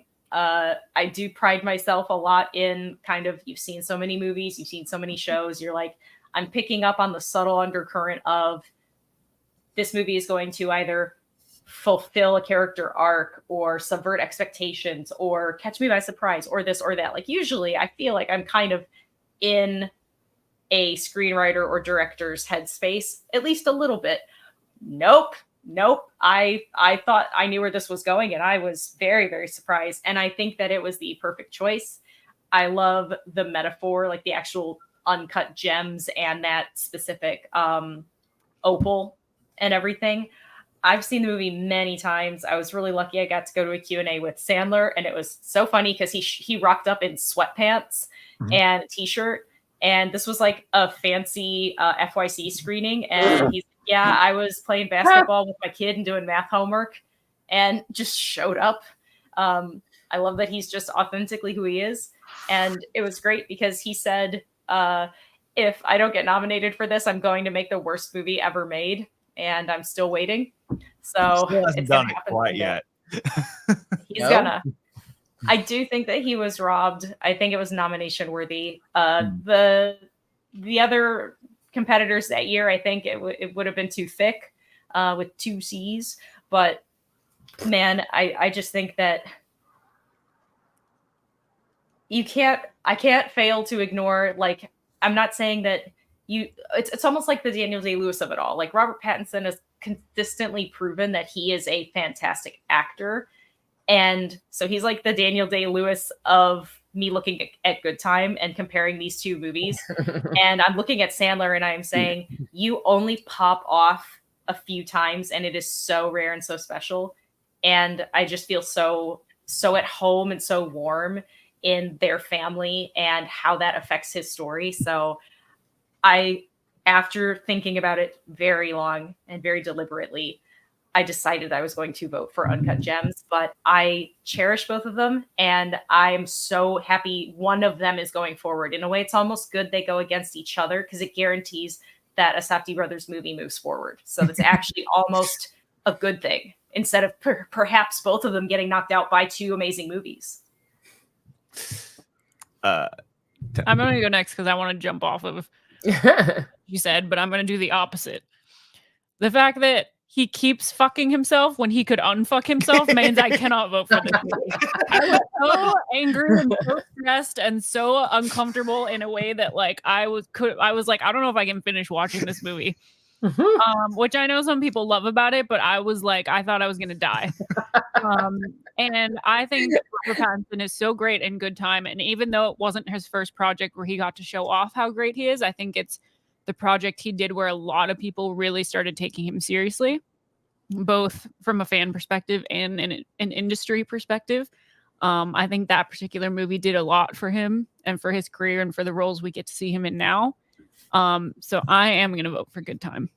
I'm going to go on a small little tangent that's a little unrelated, but it's literally the only chance I can kind of put this in because the movie's not in this bracket at all because it's not a very good movie. But what I think is one of the single most tense, well, okay, not most tense, but like one of the best 10-minute sequences from a movie this decade, that from an otherwise terrible movie, but it's just one that I just love so much, is the Super Bowl suite in 2015's Focus. Like, I think that whole sequence is so perfectly well done. The rest of the movie's terrible, but that sequence is just so anxiety inducing. I'll never forget the first time you watched it. You were ready to murder me. You were so angry at me because you hate that feeling. You're like, oh no, watch it, because you buy into it. They sell it so well that he is making all the wrong decisions and everything. And it's just like, it's that. Uncut Gems is that for 2 hours. And I love every single second of it. So I'm going with Uncut Gems. Adam. Yeah, so caught up with Good Time finally. Yeah, I did watch it ahead of this week finally, and I'm glad. I think it was really strong for all the reasons everyone already said. What I didn't expect was how subversive it would be in terms of its storytelling with the way it addressed white privilege. Like, it's really, really smart about it. Like, there are just these touches to the movie that are not overstated at all. Obviously the mask they wear when they rob the bank and the way that scene plays out in the beginning, but also later on when, Pattinson's character can basically waltz through a crime scene that he's responsible for, and people completely take him at his word, even though his shirt's untucked and he's completely looks whacked. Obviously not the security guard. But like, the movie rolls with that without being like, see what we're doing. Like, it's, I think all of that really, really works. I love the brotherly aspect of it. And then the fact that it completely goes in a different direction with that whole story, but how even though he's stuck with this other character, his motivations largely are still because he cares about his brother. And I think that all translates. And Uncut Gems, this is a movie that, like, is like, I think it's arguably a horror film in like a lot of ways. The Safdies really key into like anxiety as a genre. I think that is really obvious after watching Good Time. But like with Uncut Gems, there's this movie with Richard Dreyfuss from the 90s called Let It Ride, where he plays a character who goes to the racetracks and he just can't lose, but you like just want him to stop betting. And that movie's adorable compared to Uncut Gems. Like Uncut Gems is the hardcore version of it, and I love that. And how he just keeps betting against himself, against all sense in the world. Kevin Garnett's a much better actor than I thought. Eric Bogosian is now terrifying. I will never be able to look him in the eyes. Not that I would try. He's very tall, but he is scary, and I just can't see him the same way after this movie. I think Uncut Gems and Good Time are both great for different reasons. But I think Uncut Gems really expands upon a lot of different subjects in really fascinating ways. And I think the replay value there is really high because of how layered it is. And I would watch Good Time again, but I definitely got its message the first time through, and rewatching it would really be to enjoy some of the way the scenes play out and some of the craziness. But I think Good Time, as stressful and anxiety inducing as it is, I think it's honestly, compared to Uncut Gems, a tad whimsical. And I think Uncut Gems is really, really moored in how devastatingly scary the situation is for Adam Sandler's character. So I vote for Uncut Gems as well. But again, Uncle Rando is a cannibal. Marisol, where are you gonna head? I think Uncut Gems went through, right? Yes, Uncut Gems went through. It definitely did. We caught up with Good Time this week. These are two of the parts. I am going to vote for Uncut Gems as well. I would have voted for it anyway. I think that Good Time really established the Safdie brothers and their style, and I think that Uncut Gems refined it a little more. I do think it is a little more refined picture, a little more focused, more claustrophobic and centered, and more driven, like clear driven with its protagonist. Like you really feel the walls closing in on Adam Sandler and Uncut Gems. You don't feel them closing in as much at Robert Pattinson. You're just like, what can happen next? Oh my God, what's he doing now? Like you're along for his odyssey, but you don't feel the pressure on the level. It's stressful because Robert Pattinson's still making one terrible decision after the other.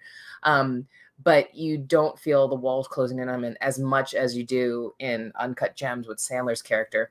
I will say this, even though I'm not voting for a Good Time, I love Robert Pattinson's little crackhead energy in the whole movie. I can't get enough of it. Like I can't.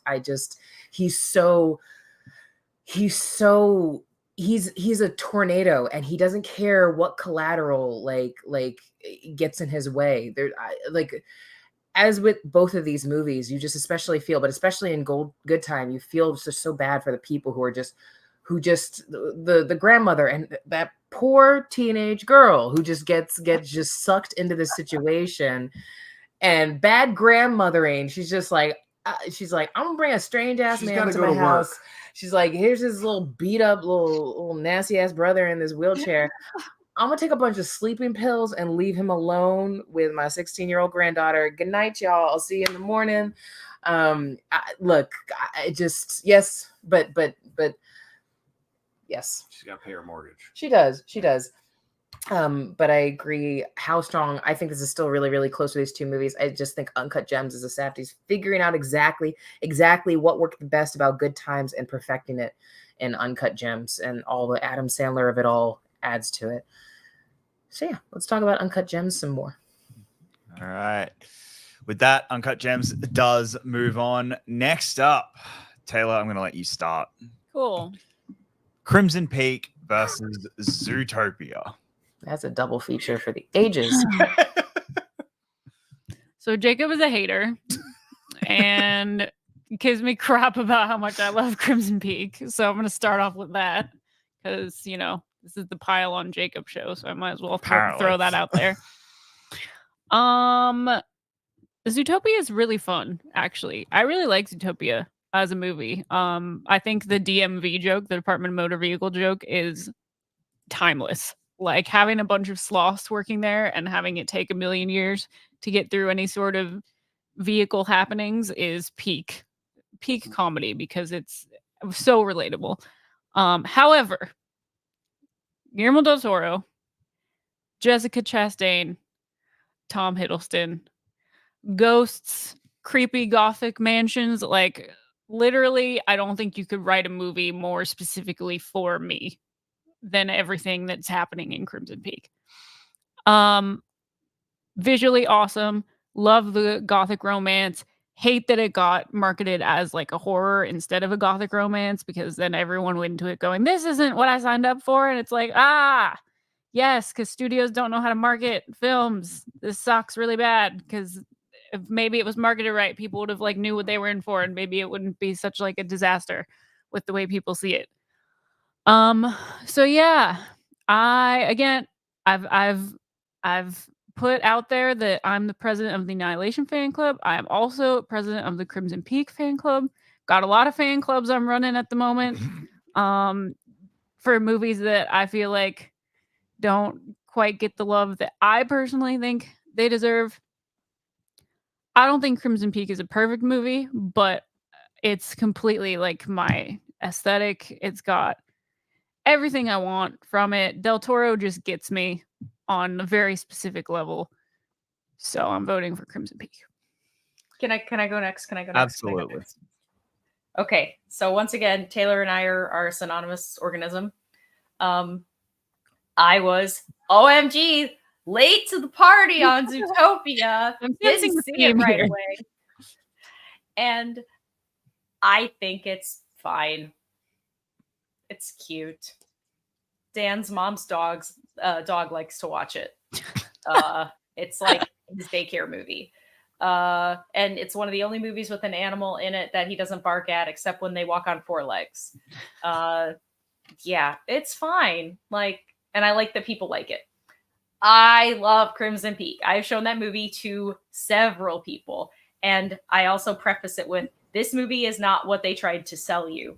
And once you tell people that and they go in without that preconceived notion, I have found that everyone I've shown the movie to has at least said, oh, I enjoyed that. Like, maybe not, hey, it's my favorite, I'm going to go visit it again. But certainly, like, yeah, that was fun.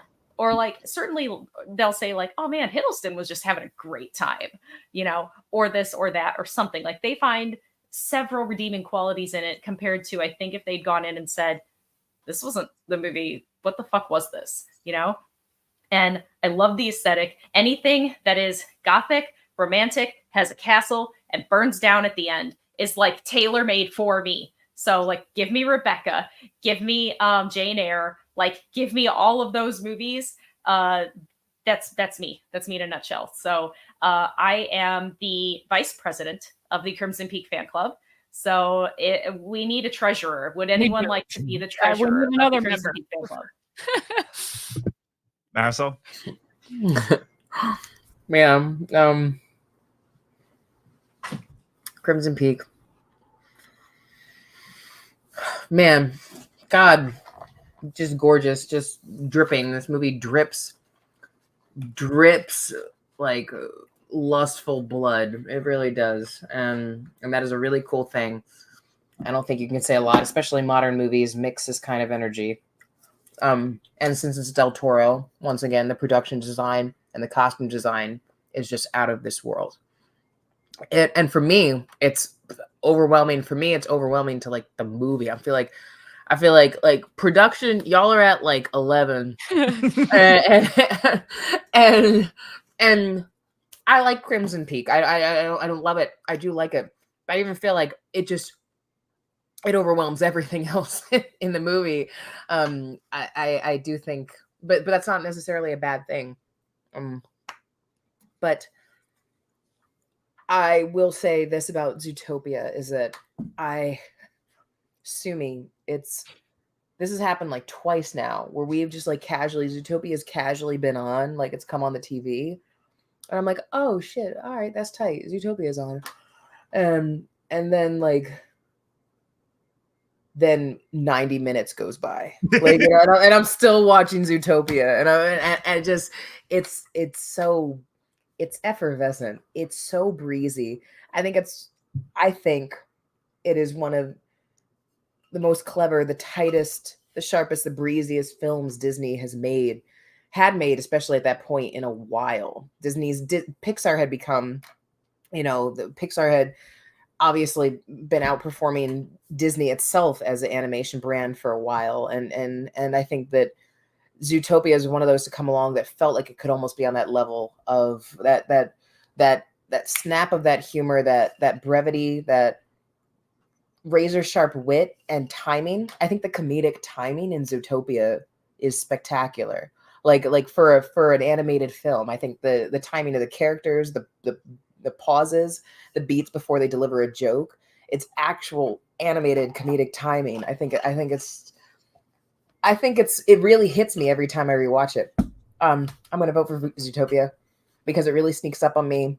And Jason Bateman voicing that little fox, I see that. What a brilliant match of actor energy with manifested in an actual animal, a sly ass fox. I think that's one of the most brilliant matches of an actor and his counterpart. The voice performances are genuine. They're not just an A-list celebrity, just line reading, which is what so many, especially DreamWorks productions, so many animated movies were at that point. So Zootopia. I am not taking I'm not being given the opportunity to eliminate Crimson Peak at all. So I'm just gonna go next, and Adam, I'm gonna give you that opportunity. Wow, throwing Adam under the bus, huh? I really don't like Crimson Peak. It really doesn't. Such a heathen. It just doesn't work for God. me at all. To be fair, I've only seen it once in theaters, but this was really like it came at the worst possible time because I'm also not the biggest. I really don't like Pacific Rim. And it was all the just like Del Toro's this absolute genius and incredible filmmaker and really amazing. And I'm just like, Pan's Labyrinth's cool. Like that's for me where I was. And Crimson Peak just was that of this perfect culmination of just, I don't connect with this filmmaker. Ironically, everything he's done since I have loved. So work that one out. I know that you're giving this to Adam, but if it gets eliminated, I'm still going to blame you. I just want to make that clear. I just want to make that clear. I know that. Zootopia, on the other hand, is Marisol, you said it perfectly. Like, it's just such a fun, different, unique Disney movie that you weren't expecting to be that. And it is one that you just kind of find yourself falling into whenever it's on or whenever. Like, I fall into the TikTok trap where it's like going through, it's made its way onto TikTok and you just like, I'm going to watch 10 minutes of this goddamn movie through TikTok just because like it does. You just fall into its trap. And yeah, so I am going to go Zootopia because for all the reasons you said, Marisol.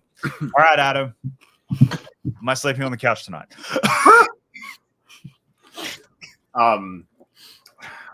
I really wish I'd seen both of these movies in theaters because I saw them both after the fact. And for me, they both translated at home, which is a compliment, obviously. With Crimson Peak, I do agree it was completely mismarketed. And when I finally watched the movie, what I found so interesting about it was that the whole opening act felt like it felt like the opening of like a lot of movies set in this era, but like all in the opening act, like meets the suitor, everything's set up for success, and you even get caught up in the whimsy and the dancing and the proper little parties. And I think that part of what I like is how Del Toro really strips down opening act. So once you move on to the estate, things feel a lot different. And in Zootopia, I remember my biggest struggle with that movie initially was a little bit the aesthetic, because I found the brightness really washes out a lot of the style of the movie for me, which is why I really like some of the scenes that take place at night. And I think that's where you see some of the flourishes of the animation. I do find the script in this movie to be the star over the animation. I find the animation competent and pleasant. But I actually think the satire is what works best about Zootopia. I think that's why it resonates with so many people. I do think Bateman is well cast. I know he's a fox, but I'm making some mental leaps to convince myself they cast him because of Teen Wolf 2. So there you go. Go for it, baby. I also just love listening to his voice. He's so good creating a personality for that character. Yeah, I appreciate all the workaday jokes and stuff, the sloths, all of that. And I guess it's as good a time as any. I would like, if I may, to throw my hat in the ring to be treasurer, minutes taker, whatever it is for the Crimson Peak fan club. Because while I'm not a card carrying member like you two, and I will not be on your level, I am fond of it, and I will vote for it, because the thing I love about Crimson Peak is how Del Toro had it in his mind for a long time. I want to make my haunted house movie, and I'm going to do it all at once, because it might be just the one. And my biggest gripe with it is just personal taste. I would have loved more practical, less CG, but I also don't think that is a reason to toss out the film. I think the storyline between Hiddleston and Chastain, I could kind of figure out where it was going, but I wasn't mad at that, because even once it gets there, it's like, well, now we're going to deal with, like, frankly, the goofiness of the way these kind of storylines play out sometimes, and how it is a Hammer horror film. You know, like that's really what I feel like Del Toro was going with in this movie. It's what Burton was doing with Sleepy Hollow, and I think Crimson Peak succeeds on a lot of levels because it's so earnest. And I think I always second guess the pronunciation. Mia Wasikowska. Are we in agreement? Yeah. Sure. Yeah. Close enough. I don't know. I said this when we talked about Jane Eyre. I miss her. I think she's a really, really good, and she doesn't just have to do period pieces, but this and Jane Eyre both happen to be really good performances from her. And I think she really anchors Crimson Peak in a way that I may have drifted away from it a little bit more if it weren't for her performance. Because even though I like Hiddleston and Chastain being very arch and very exaggerated, she gives the movie a lot of its personality. And yeah, I think it is uneven. I think it's a little sloppy in parts because he's trying to do so much. But yeah, like, I'm a big fan of, like, Haunting of Hill House, the book, the movie, The Haunting, the show. And I feel like he wanted to do that story, but he didn't get the rights to that. So he made Crimson Peak, and he did something very interesting. And I understand why people don't all love it, but I want to talk about it for one more round, please. All right. Well, with that, your application has been accepted. So make Jacob watch it tonight. Yeah, where has Mia's ass been? I know. Maybe she's making custom soaps. It's worthy endeavor. Why not? well, with that, Crimson Peak. With that, you survive another week. I do. All right. Next up, I, Tonya versus Paddington 2. Two very, very different movies. Mara, I'm going to start with you because I haven't actually started with you all. Yeah, you did for Uncut Gems, but that's okay. I'll do it again. Yeah. I already got the receipts. Man, it's hard, but it's not hard. I mean, Paddington 2 is very nearly a perfect movie. It's pure joy. Brendan Gleeson is he's just walking a tightrope so well between being so like hulking and sinister and being so funny. Yeah, I don't know. I find it so charming. I still have my vintage Paddington from when I was a kid. So, like it old. And I really liked I, Tonya, because you know what else I still have? The memory of that Olympics. Because I was watching with my mom and I saw Nancy Kerrigan's face when, she got smacked. And I really thought that Margot Robbie's performance was spectacular, and the supporting cast was also wonderful. Sebastian Stan, man, I like seeing him play kind of like, I mean, I'm not saying he was an airhead, but like he was also, he was kind of stupid. I like seeing him play those characters because I think like playing the Winter Soldier, he's so capable, and that he was stuck in that for so long, and most people know him only as that. So I think this was maybe the first really big opportunity for people to see him as something that wasn't that. And oh my God, my brain isn't working. He has 3 names. Paul Walter Hauser. Yeah, Paul Walter Hauser. Yes, Yeah. Thank you. Like the kindest, sweetest dude. And would not have met him, I believe, if it weren't for this movie. And, or maybe, no, yeah, I think it was this. I don't know. Doesn't matter. Neither here nor there. So good. This is really, really tough because they are not at all the same. They don't give me the same feelings. One gives me joy in like a, man, this is the worst of humanity. And then the other one is, oh my God, like Darkest Peru. I'm gonna vote for Darkest Peru. How can I not? I mean, I also really like Marmalade. Now I want toast. Adam? I'm gonna make toast. Do you have marmalade though? That's the question. Yes, but I'm gonna put Nutella on it though, because that's what I want. Yeah, don't marmalade shame her, baby.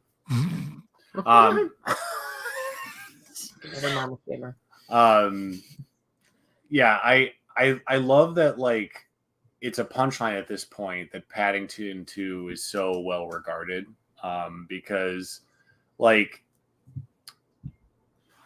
Paddington 2 is good, and so is the first Paddington, and I think the reason why they get so much attention is because of how unassuming they are and how the cynicism and the corporate marketing just feels utterly absent from it, even though it is a product inherently.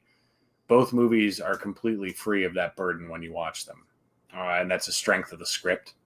That's not something I felt entirely unburdened by when I watched something like Barbie, even though I liked a lot of things about it. Paddington, I'm not even thinking about that. I'm not thinking about this preconceived notion of the character, even though it does have meta jokes in it.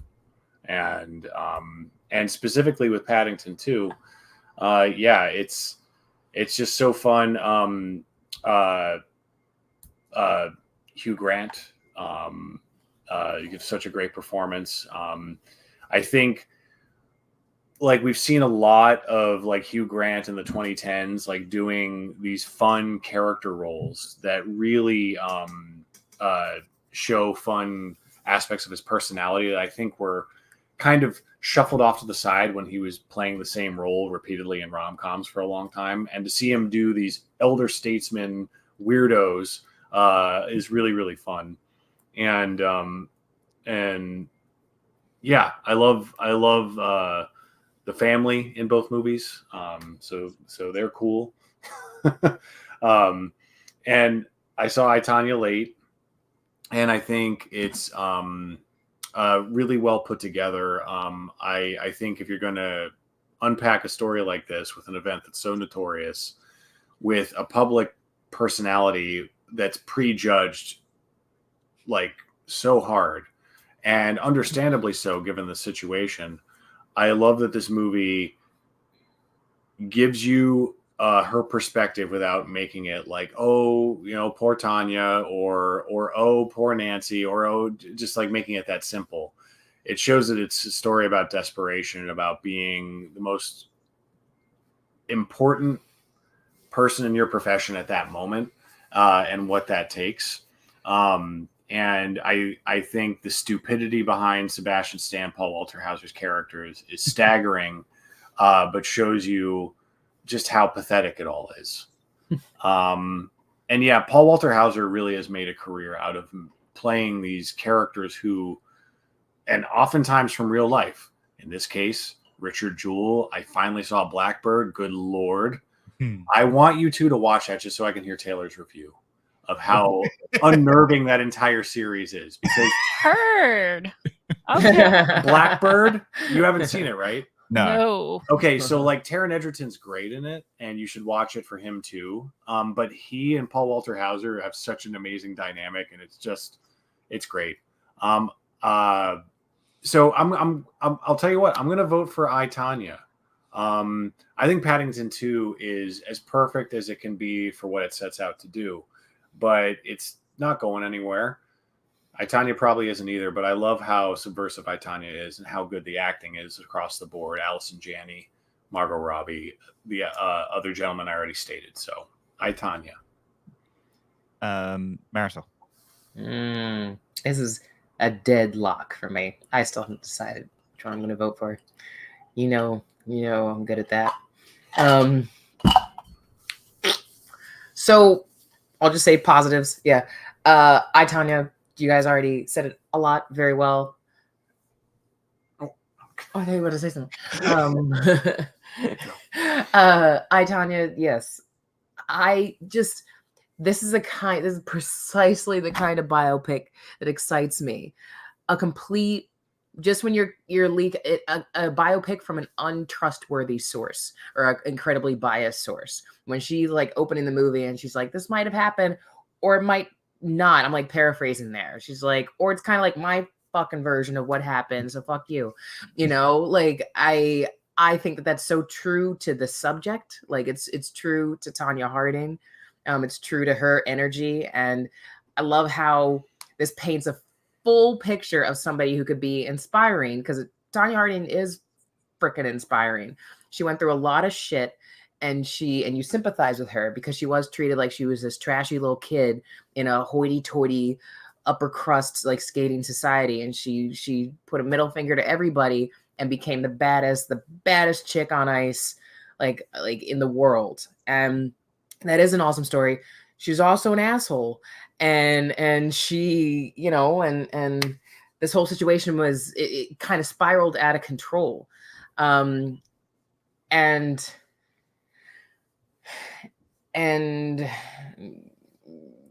sucks when you get involved with the wrong people.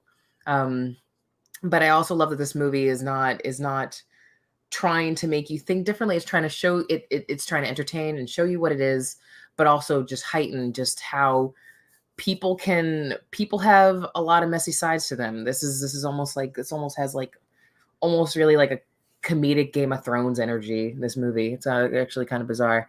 But yeah, Allison Janney, A+, Allison Janney. And I love that Margot Robbie uglied herself up, whatever the hell that means, to still prove that she is one of the absolute very best actresses of her generation already. And Paddington 2, as much as I love this movie, I came into the Paddington series as a complete cynic, a little heart of stone. I was like, everybody says these are the most delightful things ever. I'll be the judge of that. I'll see if these are cute. And then I cried at like the first Paddington, like, you know, and then I was just, oh, damn it. This is a warm butter oatmeal cookie. And I feel Paddington 2 sustains. I shout out to Matt Atchity and Alfonso Duralde for the best Schmodown team name, I guess, ever, maybe. But I think Paddington 2, I really enjoy it, but I love it just as equally as Paddington 1. I think they both hit that same feeling for me. I thought that was going to help me decide. It didn't. I was like, I still love it though. I still love it, and I love I, Tonya, and I love the uniqueness of I, Tonya, and the ballsiness of it, and the unapologetic nature of it, without being irreverent or disrespectful to, geez. What's her face? Nancy Kerrigan. I know her name.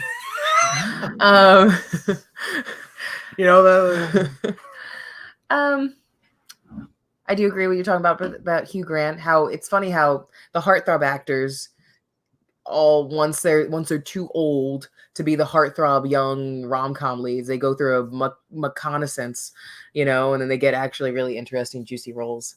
And Hugh Grant is no exception.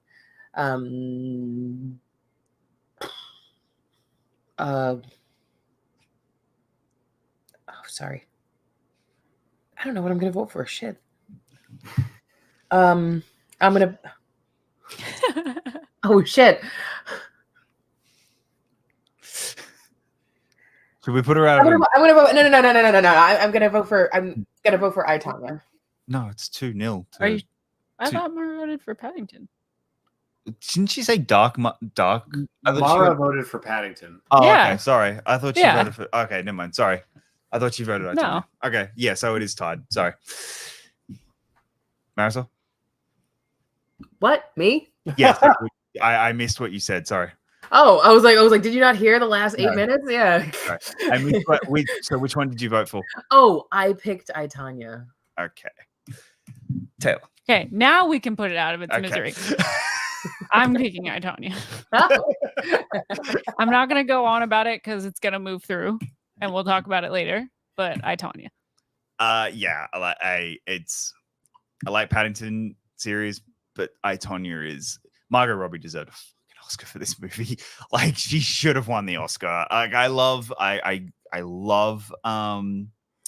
what's her name's performance in Three Billboards. No, for Three Billboards, who did Francis's performance, but Margot Robbie in this, that was her Oscar win. She absolutely deserved for this, and I'm glad Alice and Janney won it, because as someone who's rewatching West Wing right now, God, yeah. All right, but with that, I, Tonya moves on. All right, now we get to the Jacob London heartbreak section of the show, because these two go up against each other next round. Nightcrawler versus Arrival. I'm going to start. There are two movies from this decade that have always been the two that I have always just said they were my two favorite. It's Social Network and Arrival. Arrival is one of my all-time favorite movies. It is just a movie that hit in a way that I was not expecting. I love this. It is a movie that is endlessly rewatchable for me in a way that is just that no other film from this decade outside of The Social Network has for me. I can just put it on and I will rewatch it all the time. It is a beautiful movie about love and about what it means to be a parent. What does it mean to what does it mean to what is the human experience?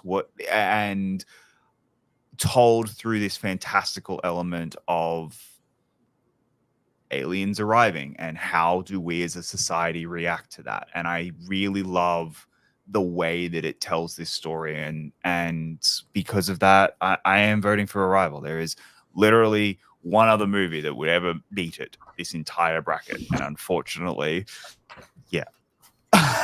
So I am going with Arrival. Taylor. So I just recently watched Nightcrawler for the first time. It's been on my list for years, and I just hadn't got around to it. Finally watched it, and man, that guy's a dickhead.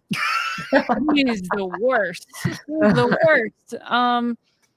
That movie, like, talking about movies this week that just like stressed me the hell out.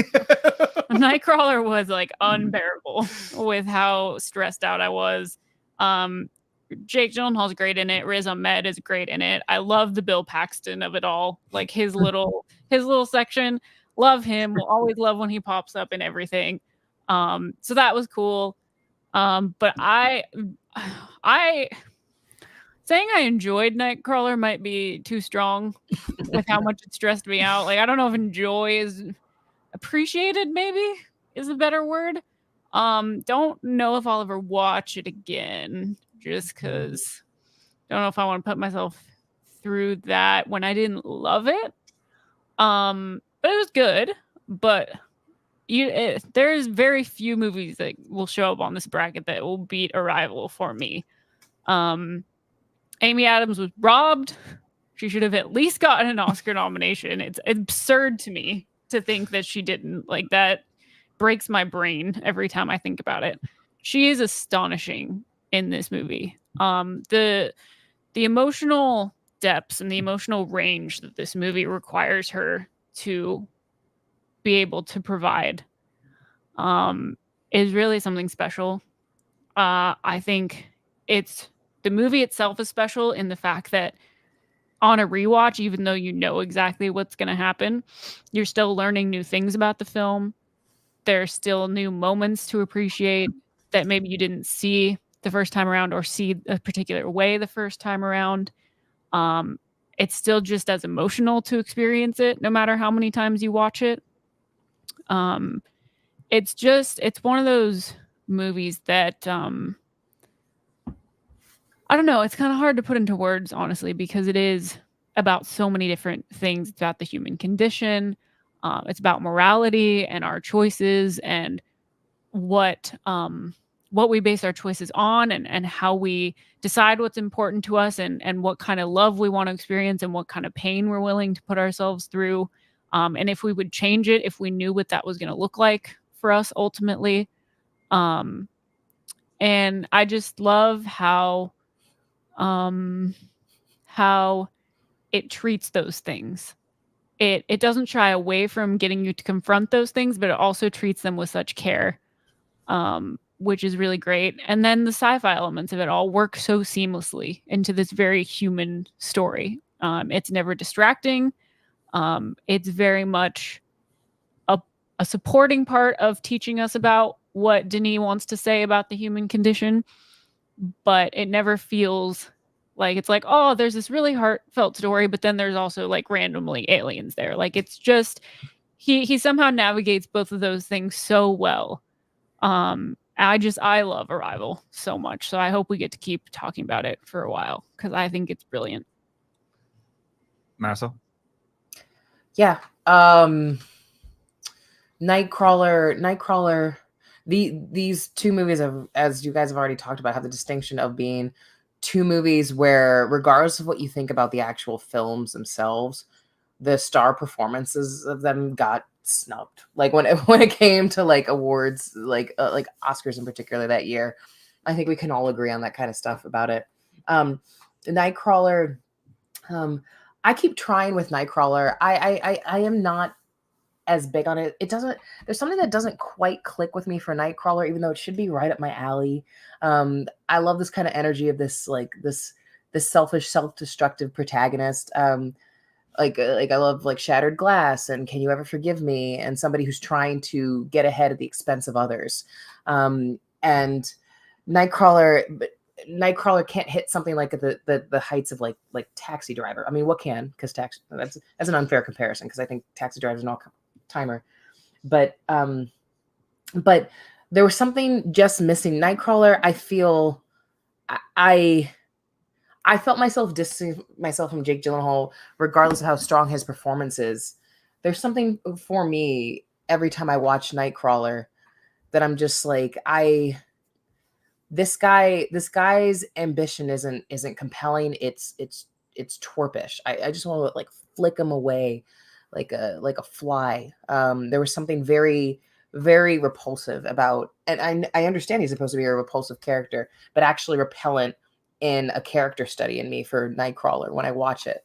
Every time I watch it, even though I think astounding Jake Gyllenhaal performance, he's going for broke in it, and I think it really works as a really seedy noir. I do think the aesthetic of it is really strong. It never fully quite gels for me, which is okay. But I totally understand why so many people love it. I really do.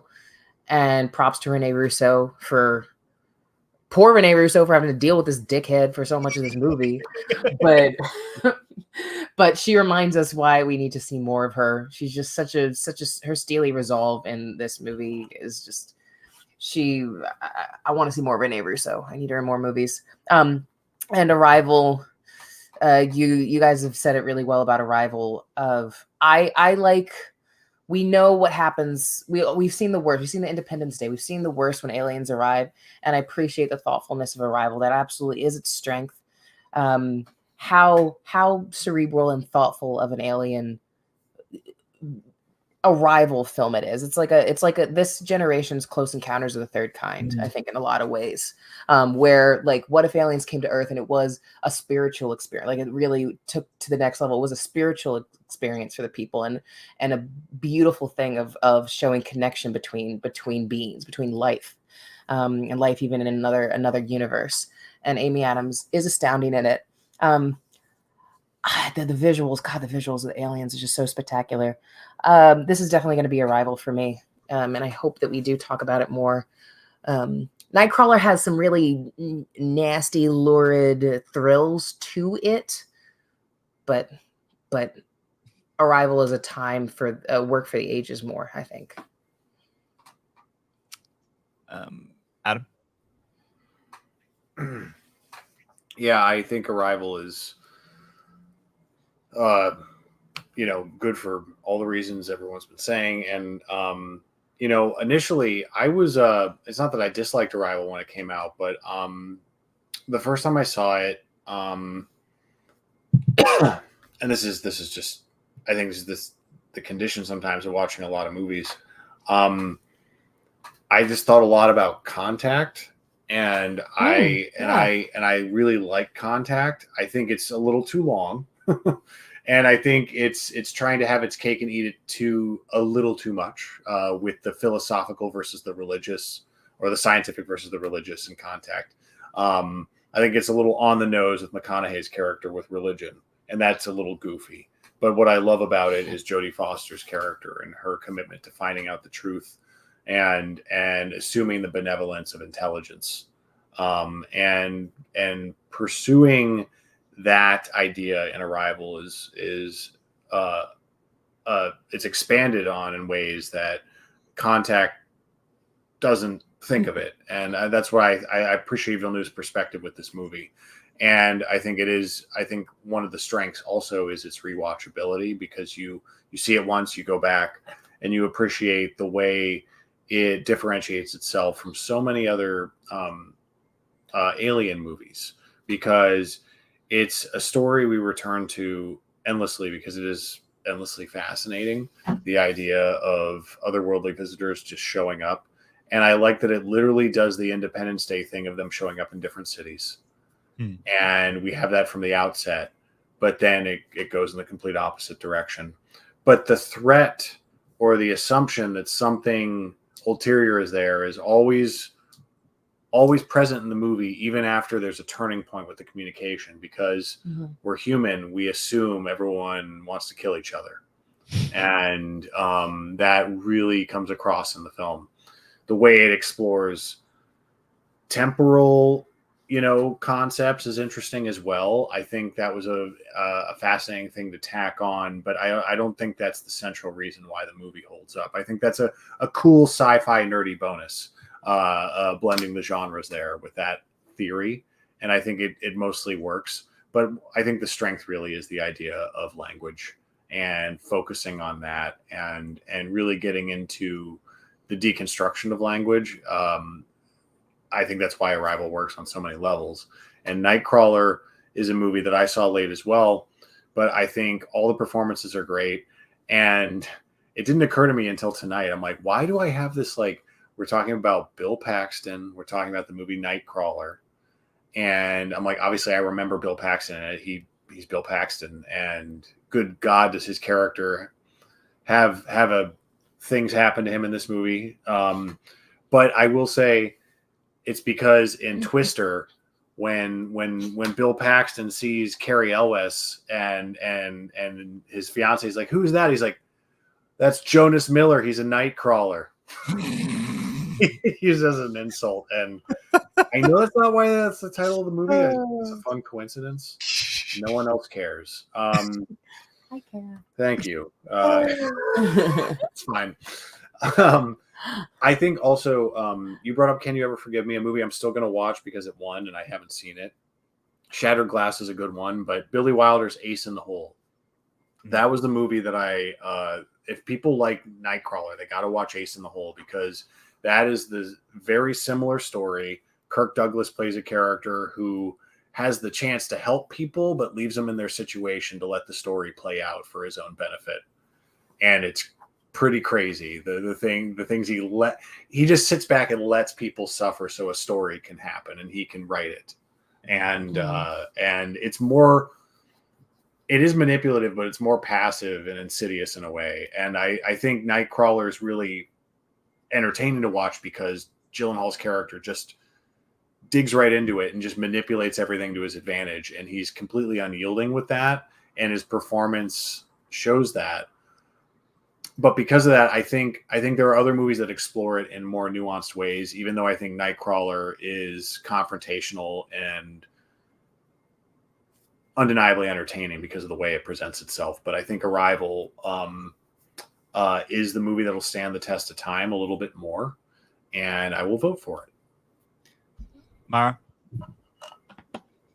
So the first time that I saw Arrival, I really, really liked it.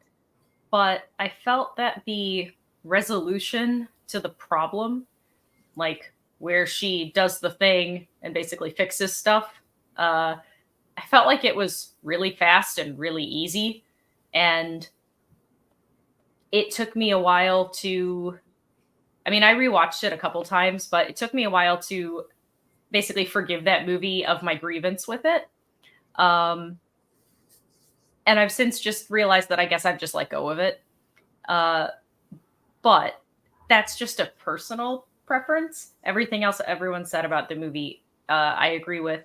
I think that it appeals to me very much just from the more scientific perspective, like using kind of almost the scientific method, except, about linguistics. And I also just love seeing Jeremy Renner be a scientist, seeing him be, little tiny dork, very appealing. I also really love Nightcrawler. Very late to the party on it. Saw it late, maybe like 2018, 2019. That sounds about right. I don't know. Excuse me. And man, number one, love a good LA movie. Angelinos love movies about LA because we're like, oh yeah, I know where that is. Oh, that's right over there. Oh yeah, people have died there. Yeah, okay. Like, we love that. And I do love his character. His character's a huge piece of shit. And I think I like that because inside of all of us, to a certain degree, is a piece of shit. And I don't like letting the piece of shit inside me go out and play. And I think in a way, watching him, rather than sometimes we watch characters fail upward, we watch him scheme upward. And there is a masochistic joy to that. And Rene Russo is just fabulous. And I find their relationship just real ick. And that's why I like it so much. But even though obviously Arrival is going through, I know Nightcrawler does deserve its appreciation vote. However, after all of the time and after settling with it and appreciating that the resolution isn't quite as easy as it hit me the very first time, man, I love Arrival. I love it. It's one of my favorite movies. So yeah, I'm gonna vote for Arrival. Also, I want to point out I almost had a nervous breakdown with this toast because I buy bakery bread, so it's like sliced by the bakery, so the heels are really tiny, and I was just using the heels because I'm not eating like a lot. And you know how sometimes the bread like comes out of the little hooks in the toaster, and you just got to use like a butter knife or a fork to get it out. Well, not only did that happen, it went into the crumb tray. Oh. But there was like a little lip down there, and I had to like I was in there just like screaming about it the entire time. Like that toast was ready in like a minute and a half, and I also went to the restroom. But like I was just trying to get the fucking toast out. That's all that was happening. I was having a moment. I was about to just say like, "Hey guys, I'm not coming back. I am gonna hurt myself because of toast." Oh, well, I'm glad you didn't. And the toast tasted really good. If this next one takes more than 5 minutes, I am throwing in the towel. I'm going to quit the stream if this takes more than 5 minutes. We can talk about this one a lot next time around. Real Steel versus the Social Network. I'm just going to start this. The Social Network is my favorite movie from this decade, if not all time. I love this movie so fucking much. It is one of the best movies ever made. Social Network gets my vote. Real Steel is fun. I have a lot of fun with Real Steel. It's, there's a lot about it that works, but it is not the Social Network. So Taylor. Yeah, Social Network. I think that it's a crime that Andrew Garfield didn't get awards recognition for this film. I think it's great that this movie specifically understands that if you're going to use Justin Timberlake, this is like literally the specific way you have to do it if you're going to have him acting in your film. Like, perfect. No notes on that. Great. The whole cast is amazing. It's just like, it kind of was the thing. Like, it was the lightning in a bottle thing about all the social media stuff going on. And it's just like, it's crazy with the way that things have changed and how fast everything's different now, that it's like so completely out of date if you were like comparing it to the way that social media and Facebook and everything is now. But for the moment that it came out, it was the thing. And it's still one of my favorite movies of the decade for sure. Amazing. I'll gush about it later. If I don't get to gush about it later, I'm quitting the stream. Mara. So just a statement of opinion. The unpopular opinion, the hot take, if you will. My least favorite thing about The Social Network is Jesse Eisenberg. And I'm not saying, because I love the movie, by the way, really love the movie, but he's the thing about it that I like the least. So just throwing that out there. But yes, all the love to like Garfield and Armie Hammer, though we don't talk that much about him anymore. And Justin Timberlake, and even Rooney Mara, as little as she's in that movie, they're the ones that really make it for me. And the writing, of course, the writing's fantastic. The music's fantastic. Real Steel's just like, it's fun. It's fun, super fun. But yeah, no, The Social Network, I'm sure we will gush about it more later. So I want to keep on Taylor's clock. So yeah, I yield the rest of my time. Real Steel's another blind spot. I'm so sorry, because I know that would have made this such a compelling round if I'd seen Real Steel. Adam, it's all your fault. Yeah. I'll pick up the slack next time. I am going to vote for The Social Network, but I'm with the disclaimer that I am going in the future. I'm gonna unpack a little bit more about where I stand with this movie. I do like it. I do respect it, but I find this movie frustrating, and I find its legacy very frustrating. And I find the rubber stamp nature of its greatness frustrating. So we'll unpack that next time around. Yeah. So I will vote for it. I think it's a quality film, but it's with a few asterisks for me, and we'll talk about that next time. Suspense. Yeah. Marisol? Sorry, guys, that's my fault. It's because I fucking talk about this movie like every fucking day. It is. I didn't say that. Like breakfast. I'm like, you know why The Social Network is the greatest film? Yeah, all right. And Adam's like, why? And I'm like, I'll tell you. I don't get tired of saying it. I'll say it. Yeah. I mean, look. Yeah. I mean, we're on the same page with this. I think me and Taylor and Jacob we're on the same page. This is pinnacle. We're going to talk about this movie obviously some more. So I'll just say this about Real Steel is that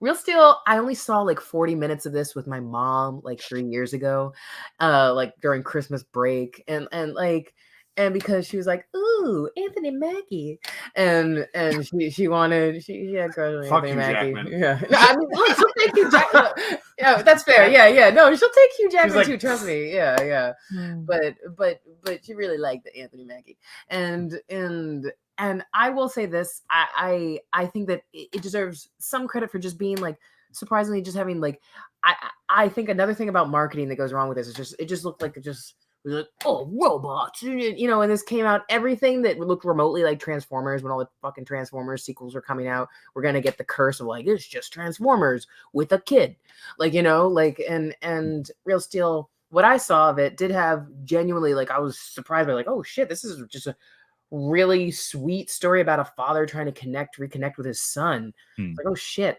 And the robots are like the window dressing to like this, but it's really about, you know, like a father son relationship. It just happens to be in this wild world. And Hugh Jackman is very endearing and very heartfelt and sweet. He's really good at selling ridiculous premises like that with a lot of genuine heart. That's it. I'm out. That's as nice. I tried. That's the nicest things I could say. Come I thought you were on. gonna say, look at what he did with Les Mis. No. All right. Well, with that, Social Network does move on to the round 2 matchup from hell. Yeah. All right. The Witch versus This Is the End. Okay. Look, I like This Is the End. It's fun. It's fun to an extent. I think it's relatively funny. It has some genuinely amazing jokes, but I also think it's way too long, and I also think that it definitely runs out of steam, and a lot about it. It just reiterated to me why I really don't like Danny McBride. And I just am not a Danny McBride fan. But The Witch is awesome. And as someone who isn't really a massive fan of his other 2 films, I do still really love The Witch. And it gave us Anya Taylor-Joy, so I am going with The Witch. Don't come to me unless you absolutely Yeah, have that's to. fair. I Yeah, have actually, nothing to that's- say about that's either fair. of these Yeah, films. that's fair. Mara? Like, So, This Is the End is unfortunately one of the movies that I did not get to tick off of my to-do list this week. However, I'm so glad this is what it's up against, because what I do know of this movie, I doubt that it has the requisite material to make me choose it over The Witch. The Witch is very much my kind of movie. As we all know, I'm an A24 whore, and Black Phillip forever. And I mean, I love like the washed out color palette. I love like just the bleakness. I love that time period. I love goats. Yeah, really love goats. And I mean, This Is the End, especially since you mentioned the Danny McBride of it all. I am also not the biggest Danny McBride person from the other projects that I've seen him in. The more prominently displayed he is, the less I think that I would like that. So yeah, I feel very confident in my choice.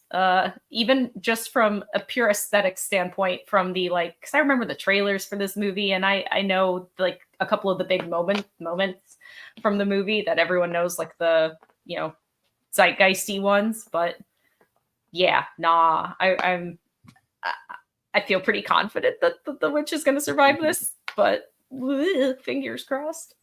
All right, Adam. I flat out unabashedly enjoy This Is the End. I laugh at it. I own it. I did enjoy it a lot when it came out. It's not a movie I watch every year or I claim is one of the best comedies of its era. I think it's full of holes. I think it's sloppy in parts. I think it's indulgent with its self-referential humor, but it all works for me because everyone's really on the level in it. I like the way it is lampooning the industry, but how it also, just turns into a story about playing with genres and all that kind of stuff. I love the commitment to the production design. All the splatter humor is really, really cool. As a horror fan, it does play with all those elements in really interesting ways. I get why Danny McBride is a very divisive performer for obvious reasons. Like, he has his shtick, but his shtick works for me in most contexts because of his commitment to it. There's one line in this that it's just not even like, it's not even clever, but like there's this one part, not a spoiler, Mara, where this guy is like trying to get into Franco's house. He's like, please let me in, please. He's like screaming. And then McBride just looks, he's like, he starts making fun. He's like, oh, let me in. It's like, this guy sucks. And it's like one of the funniest lines in the whole movie. I'm sorry. I think it's great. Lot of severed heads. But yeah, I think This Is the End is a lot of fun, and I want to just give it its due. But when The Witch came out, I had a feeling, like, not just because there was good buzz around it, but just it felt like a movie out of time. And then you actually watch it and you realize how true that is. And Eggers is a filmmaker I find really exciting because he loves diving into the history of the period he's exploring. He's done that with all of his films thus far. And he really digs into it and really explores the language of the time. And the Old English in The Witch is so awesome. Ralph Ineson is so awesome. I just, yeah, I love everything about the way the dynamic plays out between this family, and how you do have, there is some subjectivity to the film, like how literally you can take it. But I do love the actual, like, witch imagery in this movie. It will never leave you. And it's not jump scares. This movie doesn't, like, basically no jump scares. It's just about mood and tension and despair and sickness. The movie feels sick. Everything feels like it's just polluted, poisoned. Yeah. And I love that about it. The imagery is, it'll never leave me. And the fact that this film is shot all digitally is just so incredible. And I said this when we talked about Lighthouse. I'm just so impressed that he did The Witch on a budget digitally, and it's amazing as it is. And then he took his success and he made, like, arguably one of the more difficult films that was made in the 2010s. The Lighthouse just sounds like a nightmare. And it was all shot on film. But I think The Witch is just as strong for a lot of reasons. I do vote for it. But This Is the End, I think, is hilarious. But it's also like one of those movies that just, like, I laugh at it for very specific reasons. And I can't expect everyone else to engage with it the same way. I just can't. It's kind of stupid, actually. Marisol. Yeah, I mean, it doesn't matter now, but I was gonna vote for This Is the End. I agree with everything about The Witch. Wonderful, eerie, atmospheric horror that I think Eggers would go on to do even stronger, display even stronger with his next film. And This Is the End. I'm curious to see how This Is the End will. I rewatched it this week. I watched it on your Blu-ray, seeing if, like, was this funny 10 years ago and is it all completely dated now? And I think it's still really held up. I think it would be it works as a great double feature with, like, Tropic Thunder, whereas in, like, a lampooning of celebrity in, like, an extreme situation that happens to celebrities. And I think it works really well with that. I just love it. I enjoy it. I think it's very fucking sloppy, and a group of friends in one of their houses getting together and making a movie. And that's part of the charm of it. But what if a group of friends got together and made a movie and the fucking rapture happened? Like, you know, like, and they threw a bunch of money at this to make it like the rapture happen in this, which is wild. But it just keeps going with the jokes. There's a bunch of them that don't land and make you groan, but then it just keeps going with the improv and the comedy. And then so many more do hit and you're laughing.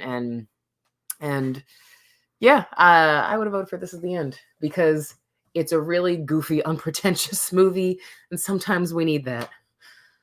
I know it's done, but like all the Jonah Hill stuff really is hilarious to me. I love just the simple thing with the simple thing where he's praying to God and he's like, "Hey God, it's me, Jonah Hill from Moneyball," and it's just moments like that. Just the movie's littered with. There were with several shit like fatalities. yeah, yeah.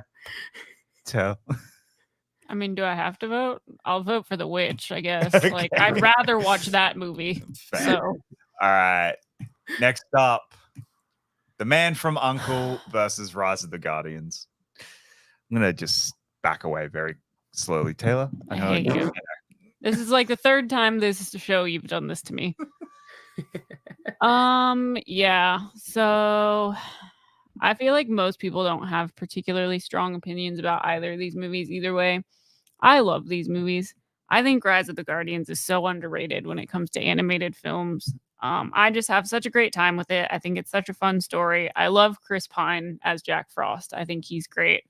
I love putting this movie on and just like it's like a comfort movie for me for sure. Really cute story. I love the animation. Man from U.N.C.L.E. is like I'm not really a Guy Ritchie person ever, but for some reason Man from U.N.C.L.E. really works for me. It's another movie that I'll just put on and I just enjoy watching it. I just think it's a fun thriller, ridiculous action movie, but I think it's a Guy Ritchie movie, but to me it's one of his most like reined in. Like a lot of his movies now that are his crazy kind of action thriller movies are just like it's him without an editor, it feels like, where he's just allowed to do whatever he wants, and that's bad. That's a bad thing. This to me is like it's a bit long for like which is a Guy Ritchie movie at this point, basically. But it's a bit long, but it feels like there's actually a coherent story with characters that are like developed, and you don't have all these like weird side like tangent things going on. Like you have a fully developed fun story. I love the trio cast in the film, like the main trio cast. Think Henry Cavill and Alicia Vikander and Armie Hammer, even though we don't talk about Armie Hammer anymore. I think this trio in this film is really great. I love Armie Hammer's chemistry with Alicia Vikander, and I love the banter between him and Henry Cavill. I think it works really well. I think Elizabeth Debicki is divine in this film. She is awesome. And I just have a lot of fun with the period fashion, like the period accurate fashion of the film. Costuming is super fun. And I just think it's a fun movie. I hate this matchup because there's not really like anything for me to go off of like which one I should pick more.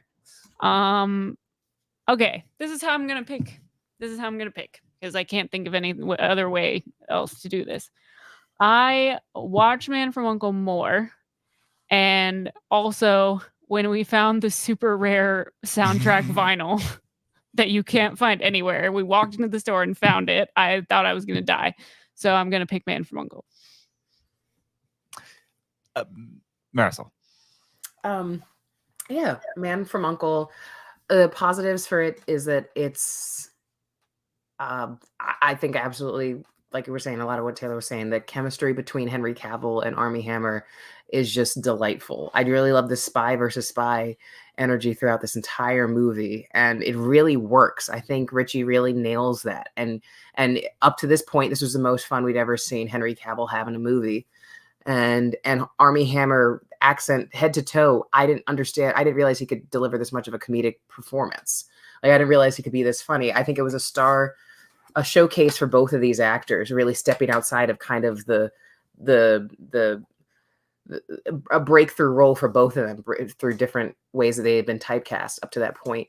And totally Elizabeth Debicki, this gave us her breakthrough as well. And she's just, not how statuesque she is on top of it speaks for herself, but she just is a delicious villain. Like she just relishes being it, and she's fantastic.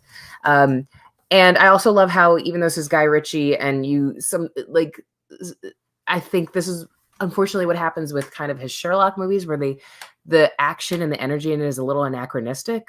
In the Sherlock Holmes movies, I think he sticks true. I think it feels like a 60s action movie.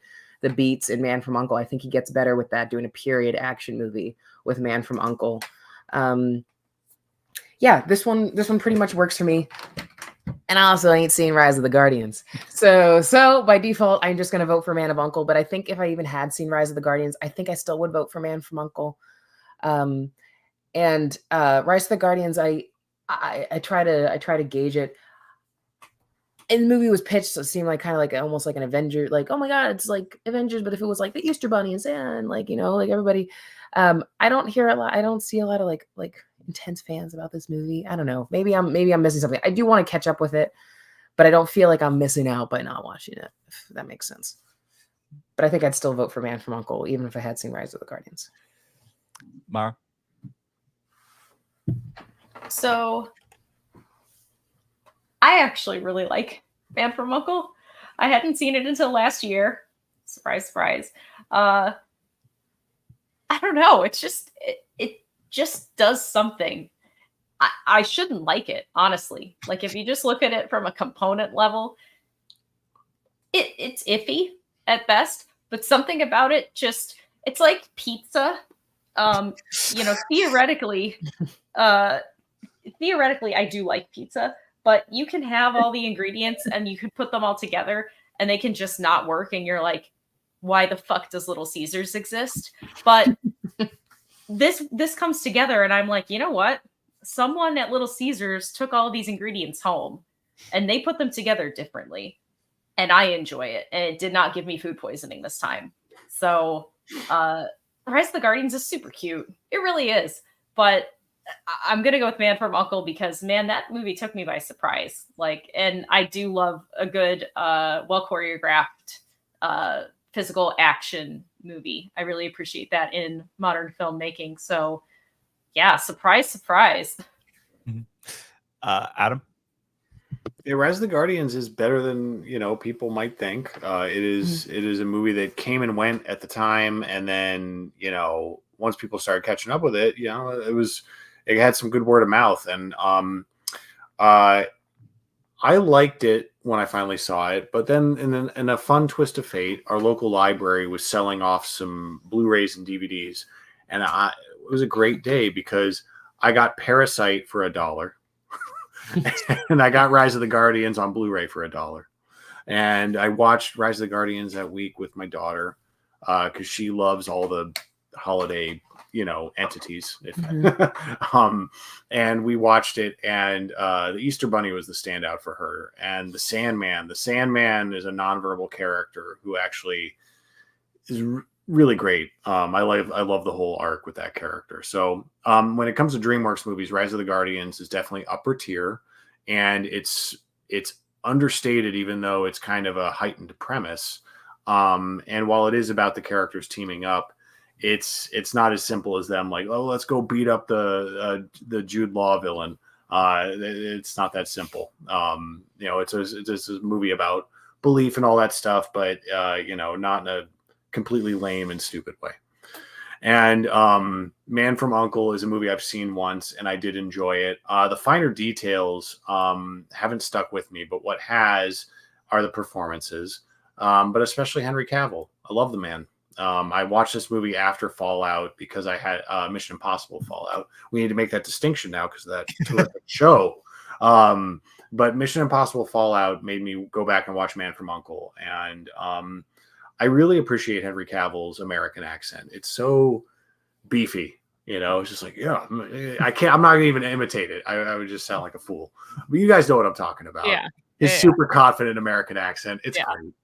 And Armie Hammer gives a really fun performance in it too. I will rewatch this. I want to see the new one just because I'm excited to see the Ungentlemanly thing. I want to see Cavill and Alan Ritchson together for the same reasons I enjoyed his dynamic with Armie Hammer in this.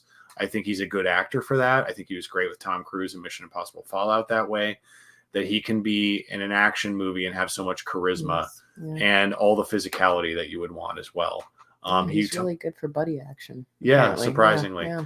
But he leads the hell out of Man from U.N.C.L.E., and he's the reason why it stuck with me for a lot of reasons. So I'll vote for it too. But Rise of Guardians is underrated. It's just,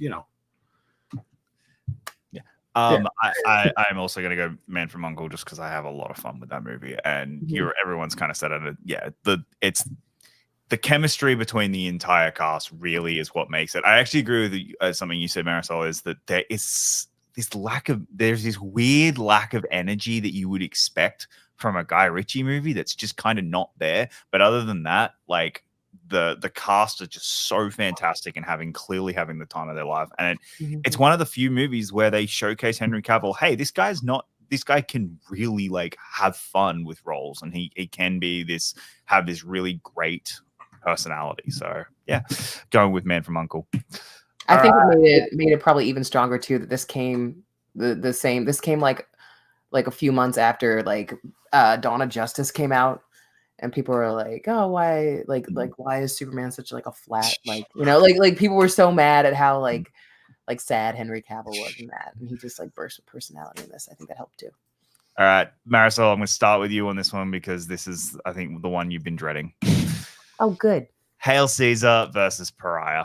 Oh, I ain't dreading shit. No, I knew that. No, but because I kept telling you Pariah, I was like, oh, it's a Coen Brothers movie. I don't know how you feel about that, and so I was a little like, oh no, a little worried about that. But yeah, go ahead. That's fair. No, I am a dedicated Coen Brothers fans. Those brothers are the tits, and their movies are as well. Hail Caesar is definitely on the lower end of Coen Brothers for me, though. I think it's one of those where you see the ensemble, and I think the ensemble runs away. Like the Coens had too many toys to play with in Hail Caesar, and everybody's there, but it's almost like, wow, and now we can go to this scene with this star in it, and it's an underwhelming and I think more half-baked mystery comedy in result of it, which is okay. And with an ensemble that big, some performances I think work a little bit better than others. But I won't get into detail about that because I'm definitely picking Pariah, because Pariah was one of my movies I fought to get into this bracket, and this is an astoundingly intimate and wonderfully authentic coming of age movie about a young Black lesbian trying to figure out how to come out to her incredibly religious parents, incredibly religious mother, and a father who just is in denial, who loves his daughter very much but is just in denial about the signs that she is definitely not straight, and it's full of so much optimism and happiness because of how happy and not put upon but happy its protagonist is. There's so much joy. She falls in love. She learns a lot about love in it, and I think one of the best things about Pariah is how unschmaltzy it is, and how it shows. I think it's a really true coming of age movie because it shows how people grow, not because of, especially in a situation where they're looking for acceptance from people around them, not because people are openly accepting of them, but a lot of the times people learn a lot and grow because of people being unaccepting, and life can deal you both rejection, and it's important to learn from being accepted as much as it is to learn from being rejected. And Pariah paints it wonderfully, wonderfully three-dimensional. I love the writing. This is Dee Reese's debut film, and she makes all these characters just so three-dimensional when they would just be archetypes and so generic, and the mother would just be this one-note evil bad mom because she doesn't like gayness. She would just be a villain in like a really lesser movie, and she's a fully dimensional mother which is the reality of it. Like when you're dealing with your family, it's not just they're villains, so fuck them. It's no, I can't see eye to eye with these people, but I love them. So I'm just trying to find the healthiest way to move forward and connect with them. Pariah is an astounding movie. I really hope a lot more people see it. It's adorable. It's It's got a lot of humor with it. It sheds a lot of humor about like a young lesbian trying to figure out how to identify, like how you present like a little more masculine versus how you navigate that and how you hit on other women. Like, there's so many adorable coming of age bits about discovering your own awkwardness and trying to flirt with other people and fall in love with other women. I love this movie. It makes me cry all the time, every time I watch it. I love it so much. And I hope it goes far, but no pressure. We'll see what happens. Whatever happens. No matter what, I'm gonna rewatch Pariah probably like this week now because I'm talking about it so much. But yeah. Adam, I'm voting for Pariah. I'm just gonna cut to the chase right now.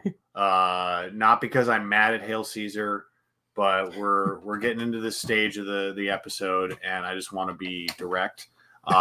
Hail Caesar is fun and peculiar, and George Clooney doesn't blink in the entire movie, and that's funny. Channing Tatum's scene is a showstopper. I really like that. The whole dance routine, that's a lot of fun. But Pariah is a movie that more people should see because it's the complete opposite of preachy. It's just a relatable story about growing up, regardless of your race or sexual orientation. But her race and sexual orientation and the specificity of the story just make it so illuminating and so relatable, regardless of where you're coming from when you watch it. And again, about how we present ourselves and how we ease into revealing our identities and what that means to us, to other people, and how it takes a long time to ease into that for a lot of us. And sometimes that can be your sexual identity, your orientation, but sometimes it can just be about you being honest with yourself and not imitating the style and behavior of others all the time. And I think that's why Pariah is very, very strong, and the acting is subtle, and really well directed. So please, more people should see it. And it's a really, really good movie. Mara? I have a quick question. How many more? There's one after this. Okay. I'm sorry. I am deteriorating in energy quite rapidly. Yeah. All right. Oh, we're all gonna die after. Yeah. It's past our bedtime. We got one more. Woo. Okay. No. I'm not upset. I'm just, I don't feel well. I'm not gonna be long. I really love that Pariah feels like such an authentic and like not quick, but in just such a short period of time, we get to see, I think, a really fully formed journey of like self-discovery and coming out, and like also a really complex kind of, I don't want to say failed encounter, but like an encounter that doesn't end well. And especially how in like your formative years, and especially early in your time of sexual discovery, how much pain that can cause. And it's just so raw. Although the movie itself feels like polished, but I don't know. It's a movie of such deep feeling, and everyone else said many more glowing things about it. And like Hail Caesar's cute, like would but a twere so simple, like so cute. And I'm very familiar with that part. Yeah, the rest of it not so much. So cool. Good call out. He's great. I'm done. Tell. It doesn't really matter what I vote for at this point, I guess. Pariah is moving through. Pariah's moving on. I'll sure, Pariah. Sounds great. Okay. I'll vote for Piranha. Take it. Yeah. I'll take it together. Okay. With that, Pariah moves on. Last one of the night, Ruby Sparks versus Super 8. Oh, I forgot both of these movies were even in this whole bracket. Whoops. Right. All right, Adam, I'm going to start with you. All right, last recruit. No, I can't. It's that point. We're all malfunctioning. My last recusal of the evening. Ruby Sparks didn't happen, so sorry, Paul Dano, Zoe, Kazan, I apologize. I am not going to claim that I think Super 8 is, a movie that is like, breaking the mold. But I think if you zoom out and look at the 2010s and just in terms of sheer influence, when you look at the cultural juggernaut of Stranger Things, this is the movie that set that up. It teed it all up. And granted, the Duffer Brothers, they workshopped that for a while before they did season 1 of Stranger Things, which to the date is still, I think, the strongest season. And I like the show all seasons. I'm still with it, even though it's gotten nuts. But that first season is so tight and well thought out. And it started from being fans of it and wanting to adapt it. And the only reason I'm bringing this all up is because Super 8 is inspired by the Stevens, King and Spielberg. I find those like for the 70s and 80s, I find King and Spielberg to be very linked in indirect ways in terms of genre influence. And for a lot of folks who either grew up in those eras or grew up loving movies and stories from those eras, I think movies like Super 8 and shows like Stranger Things, they do a good job of combining what I love about both of those storytellers in terms of Spielberg and King. And Super 8 leans more Spielberg for sure. It is E.T. and Close Encounters with a little bit of kaiju flavor. And it's almost too self-referential for its own good, but I would rewatch this a million times over before Ready Player One. And I find them to both come from a certain similar point of inspiration. But I think Super 8 is much more focused and unassuming than Ready Player One, which granted it's comes from source material. And Super 8 is more just something J.J. Abrams whipped up because he loved all those kind of stories. But anyway, I'll vote for Super 8 in this particular context. I don't know that it'll go far, but I think it's got a lot of good things in it. And Kyle Chandler apparently just decided he was going to do like nothing but these movies for a while, or play this put upon dad and creature features. But yeah, go. Mara. So I'm not going to say too much about Ruby Sparks, but it's weird. It's my kind of weird. Anyways, man, Super 8 is the place where I think J.J. Abrams can shine because it's self-contained. Mm-hmm. And I think when you give him too much freedom and too much rope, that's where he can like kind of hang himself, because he really loves his puzzle boxes and then he just like fails to fully answer what's inside of them. Cough, cough, lost. But anyways, I love everything about it. I love the darkness. I love I'm a kaiju person. I'm the resident kaiju person here. So that tiny bit of aesthetic choice there as well. But I'm really tired and I don't care if it doesn't go through or not, but because they're both really good and they're weird. They're both really weird, just in totally different ways. So yeah. Paul Dano, Ruby Sparks. Yeah. Marisol. Zamara, you voted for Super 8, right? Yeah, and Adam did, and Taylor voted for Ruby Sparks. I started my first pick of this thing with chaos. I'm gonna end with chaos. Oh God. Come on, don't make me want. I'll see Ruby Sparks. No, it's fine. It's fine. I have not seen Ruby Sparks yet. I've always wanted to. I have not seen it. I've seen Super 8 a bunch of times, and Super 8 is fun. It's like Amblin horror. It's what you said. It's Close Encounters. It's Goonies. It's E.T. mixed with like Cloverfield. And yeah, what if the Cloverfield monster specifically was hunting the fuck out of these kids, and there's so much lens flare in it, and I do like the love letter to Super 8 cameras and everything about it. I ain't seen Ruby Sparks yet though. But I really do want to, because it just has always intrigued me so much, and I think I would really dig the shit out of it.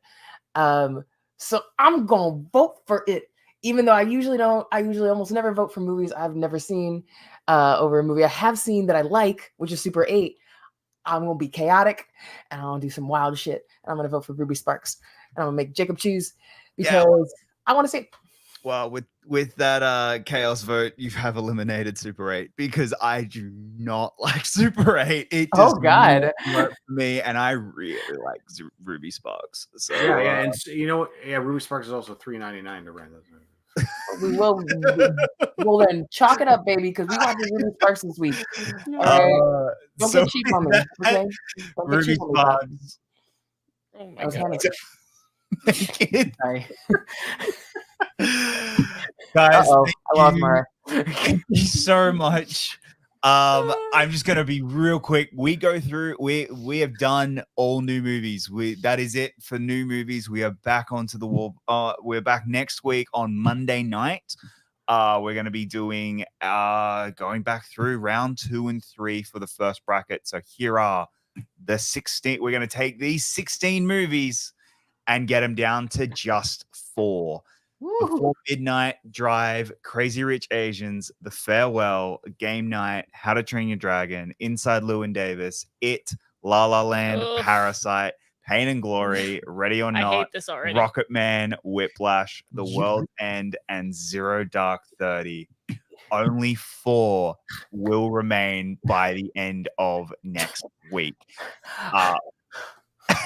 God, I want to be heavy drinking during this because these are some of my absolute. You know this, Jacob. You know that like 4 of the 5 movies I was like, I will die for these movies are in like this bracket. Yeah. We will also have the actual bracket out this week. You will see all 8 brackets on my Twitter, and you'll be able to see what all the matches are from now on.